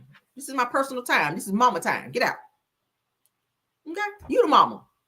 You're the mama. Why didn't he do videos sitting back? Oh my God, Joseph, do you hear this in the background? My kids are so loud. Oh my God, they're getting on my nerves. A lot of people are like, okay, she's now trying to be like Melody. She's doing what Melody is doing to grow her fan base. We're seeing Tisha more and more. And those are her kids. She loves her kids. Great for her. But we're now seeing, since she started her YouTube channel, and she's now trying to become more so on, and they saying too, she's trying to be the fan. She's trying to be the cum laude on Love Marriage Huntsville now. Okay, that's what they're saying. So she's using her her YouTube channel now to grow it in order to incorporate her kids more on her YouTube channel. Maybe, I don't know what it's for. Whatever. You can show your children as much as you like. She has beautiful children. I give her that. But I think people think that she's putting 20 on 10 in terms of being so overwhelmed as far as trying to give or gain sympathy from people to maybe like her more. So, oh my God, she's so overwhelmed. Oh my God, she's such a great mom. She's doing so much. Like, no, girl. No. And I really hope this season that you guys are showing more so what you do business-like, because for so many seasons, you guys have been able to skip over that. I don't really care. I'm not really going to be checking for it like that anyway. But the people are talking, and they're saying that they feel that you are more so emulating Melody and how she does with her children in order to grow a fan base. Because as you know, Carlos did let them know that they need to start a fan base to get their fan base up in order to help push the show, to push Love and Marriage Huntsville. All right. Since Melody is off the show, her fan base was able to keep a lot of the viewers on Love and Marriage Huntsville. Okay. Most of the people who watched the show were millimeters. Marceau saw that when he made that live saying, yeah, we don't really care about the ratings and what the millimeters are going to do.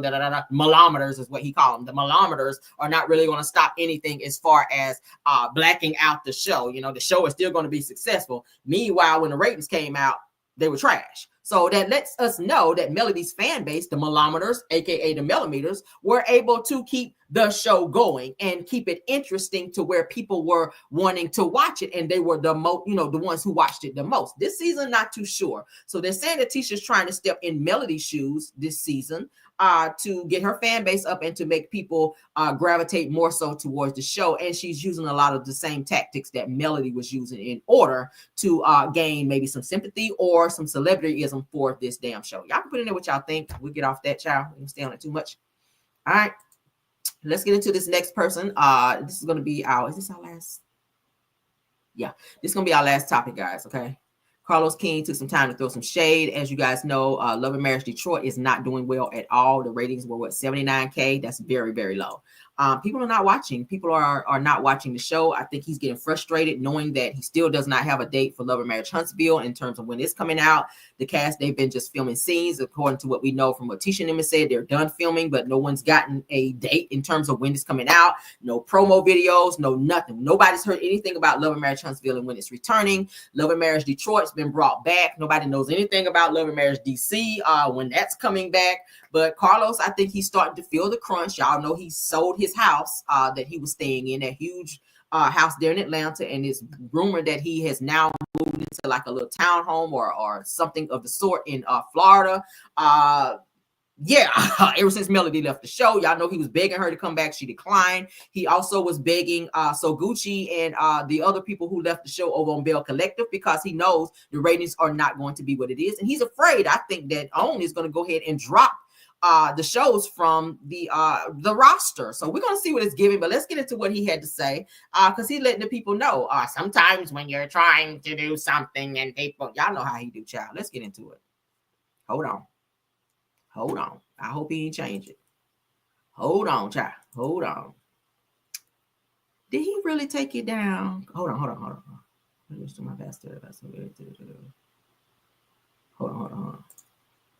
going to find it.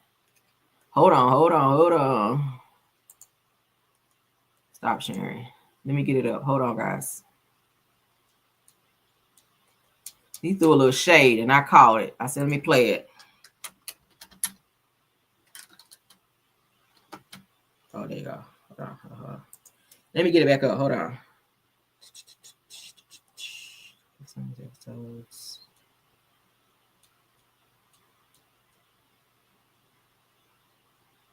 No.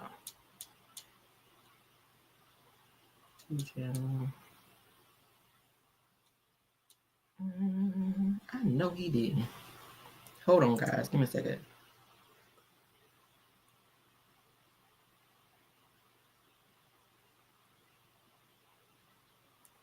That might be it.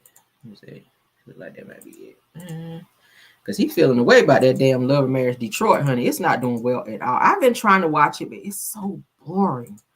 I'm like, oh my God, it's the same mess from last season. People are just not connecting with this show and they ain't watching. And he's feeling away.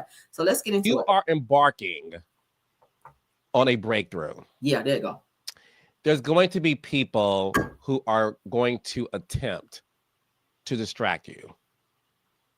People, places, things, situations are going to be the devil's pawn in attacking you, distracting you. And oftentimes what people do is crash out. They got to start reading folks, child. They got to start attacking other people in response to it.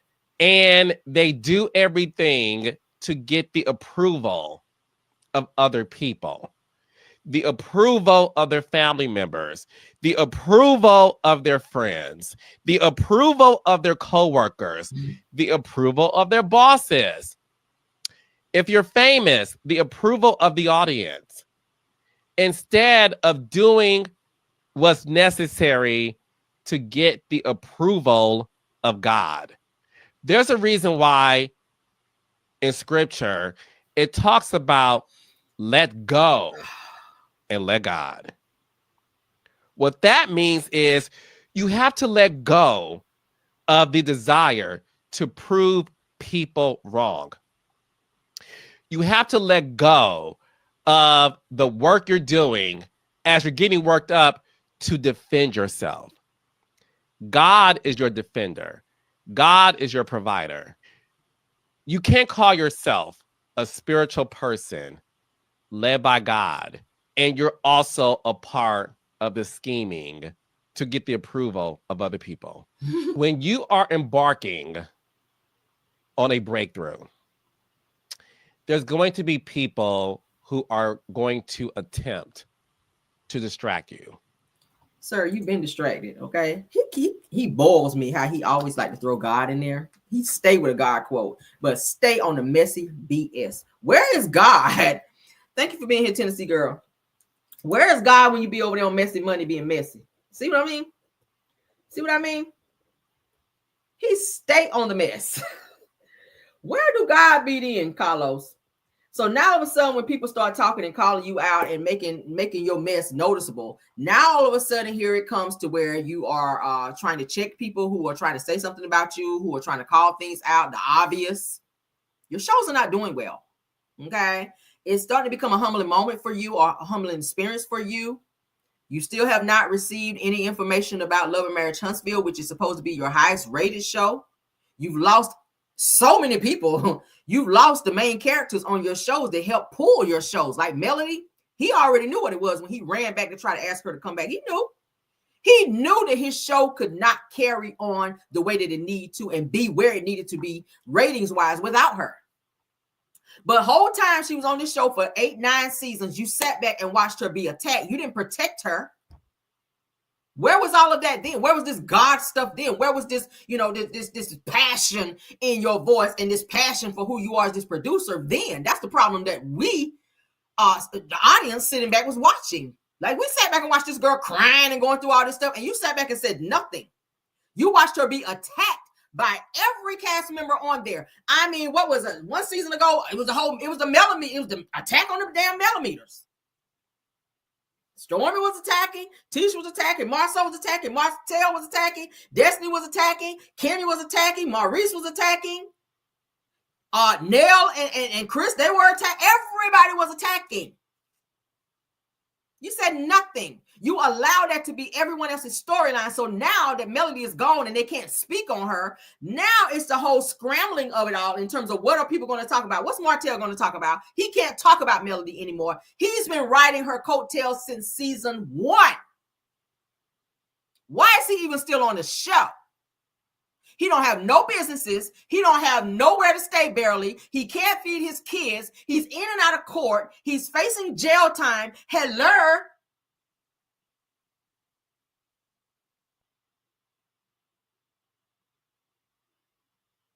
Like, what is going on here? Let's not forget about Bell Collective. You lost 4 cast members within a month. That speaks volumes. 4.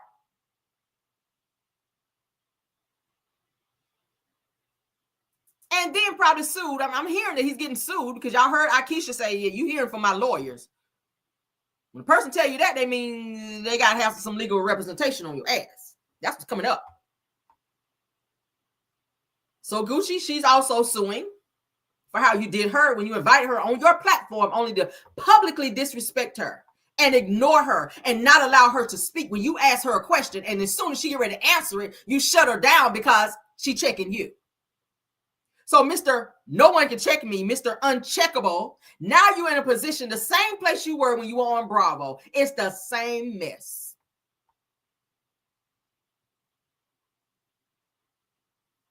A person who cannot take accountability or responsibility, those are the ones who publicly, who always thinks that they're higher than everyone else, that they're above scrutiny, that they're above being checked. Those be the ones that fall the hardest.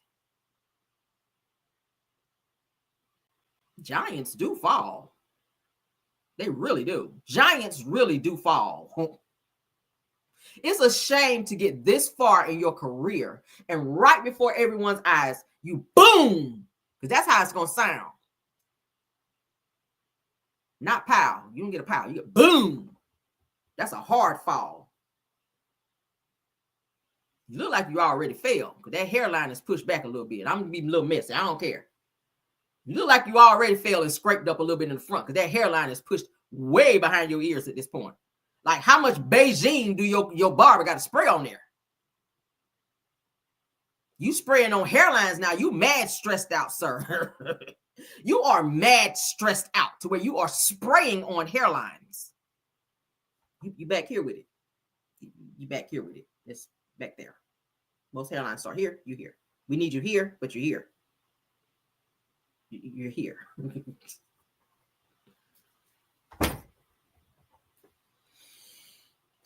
But we got God quotes. We checking people in God quotes. Now we're hiding our checking people in God quotes and biblical scriptures now. That's what I don't like. I don't like it. It's the whole audacity.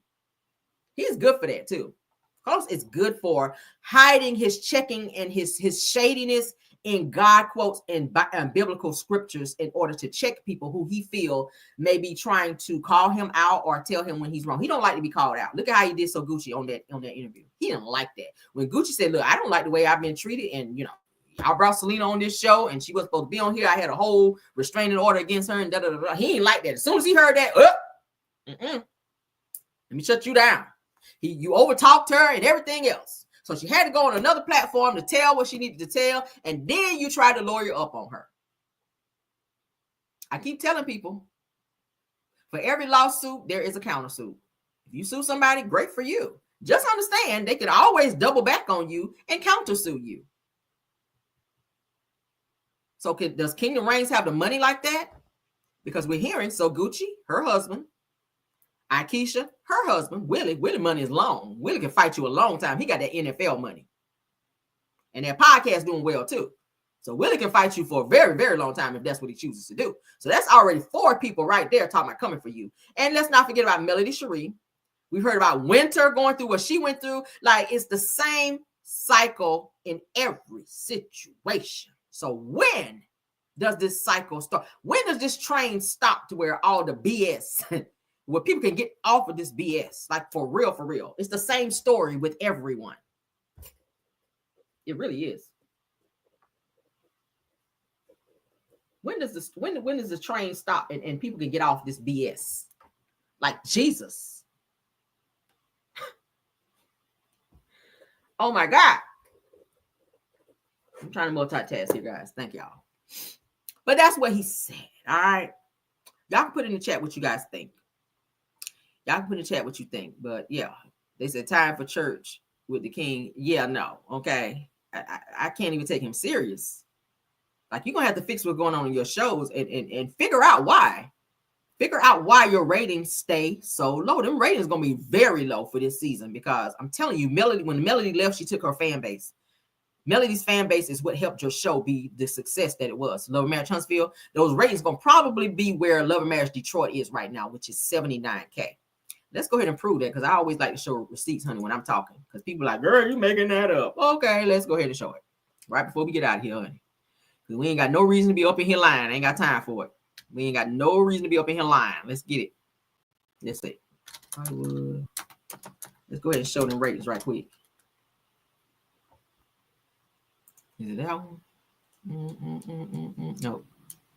Hold on. Hollywood Live.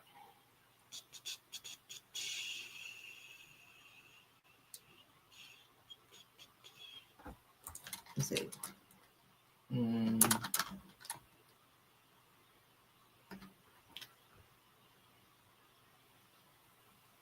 The reality roundup.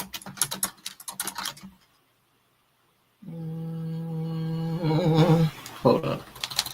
Where did I save it, Lord? It's 79. What is it? 79K. 79K. Hold on. GGGs. I know I didn't delete it. Oh my God.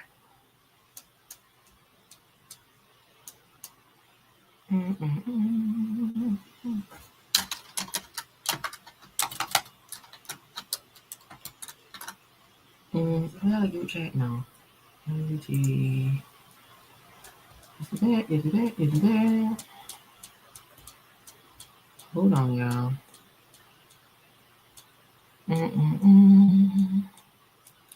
No. God darn it, I took it down. I always hate when I can't find something when I need it. Lord. But anyway, it's verifiable. 79K for Real Housewives of, for Love and Marriage Detroit, you guys. Love and Marriage Detroit, okay? I'm probably going to show it on my next video because I can't get to it right now. And I got to go. But Real Housewives of Detroit, Real Housewives of Detroit. Love and Marriage Huntsville, Love and Marriage Detroit is, their ratings came in at barely 79K. All right, let me get back to my main screen. Y'all know I ain't gonna never steer you wrong over here. 79K. So that's what that's hitting on. So Carlos, you're gonna have to figure out why those are that way. Thank you so much, Wanda, the nurse advocate. Thank you so much. I don't think Love and Marriage Huntsville is coming back. They haven't got a date yet. They haven't got a date. They just been filming scenes, so they don't know. I mean, I know Sunny, who used to be on the show, who used to also be a producer on the show. She was saying that they are definitely coming back. But like I said, we've not seen any promos for the show as of yet. So we don't know. We really don't know. And we should have heard that by now, especially with them being done filming for the whole season. The ratings are very low on his other show right now. So we're going to have to see what it's hitting for, what's going on with that. You guys can definitely go and look up the ratings for his show most recently, Love and Marriage Detroit, because it's not good at all. I was like, wow, 79? That's not, you didn't get 100K at least. Nobody's watching these shows. I think people are pretty much over Carlos. So I don't know, sir. I don't know. But that is it. And that is all for our show. Thank y'all so much for being here. Okay. Because I got to go. It's 11. I got to go because I got stuff that I got to do. But let's get into it. So do we believe? Y'all know I ain't gonna never steer you wrong. All right. But let's get out of here. Thank you guys so much for stopping by. Please don't forget to hit the like button. I think y'all be sitting on the like button way too much. All right. It is definitely free to hit the like button. And fun fact, if you hit the like button and you check your account, nothing comes out. Okay. So just so you guys will know. All right. So thank you guys so much for coming over. Thank you to my mods. Thank you, Bill Wilson, KBR Tyra. Thank you, Scorpion Miss. Thank you, Rose Armstead. Thank you, True TV Podcast. Thank y'all for doing an awesome job. Thank you, Tennessee Girl, Brown Skin Girl. Thanks for stopping by as well. Thank you, Schoolboy, for stopping by. Girl, what's the tea? Thank you, Sunny Days. Did I miss anyone? Did I miss any content creators? Because I know we had a few people stopping in, and y'all know when I'm talking, I don't be looking at the chat because that throws me off. So please let me know because I'll be happy to thank you guys for coming over. All right. Is that everybody? Is that everybody?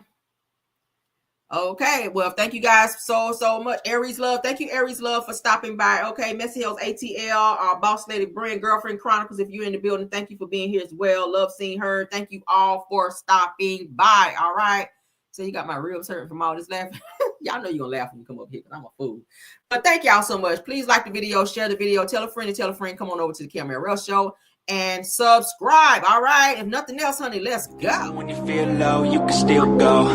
Even when you feel slow, you can still go. Even when there's no hope, you can still go. Astute Queen B, thank you so much for being here, love. My bad for forgetting you. Astute Queen B, thank you so much. And you guys check out all of these content creators that we mentioned today and support. All right. Thank you all for stopping by my channel. I really appreciate it. Okay. Let's go. Hope you can still go. I never answer to no, man, I still go. Go, go, go, go, go, go, go, go, go, go, go, go, yo, go, go, go. Hustle hard, hustle every single day. I'll be making moves till I'm buried in my grave. To the system, I don't wanna be a slave. I've been doing shit my way, or the highway. And in the drive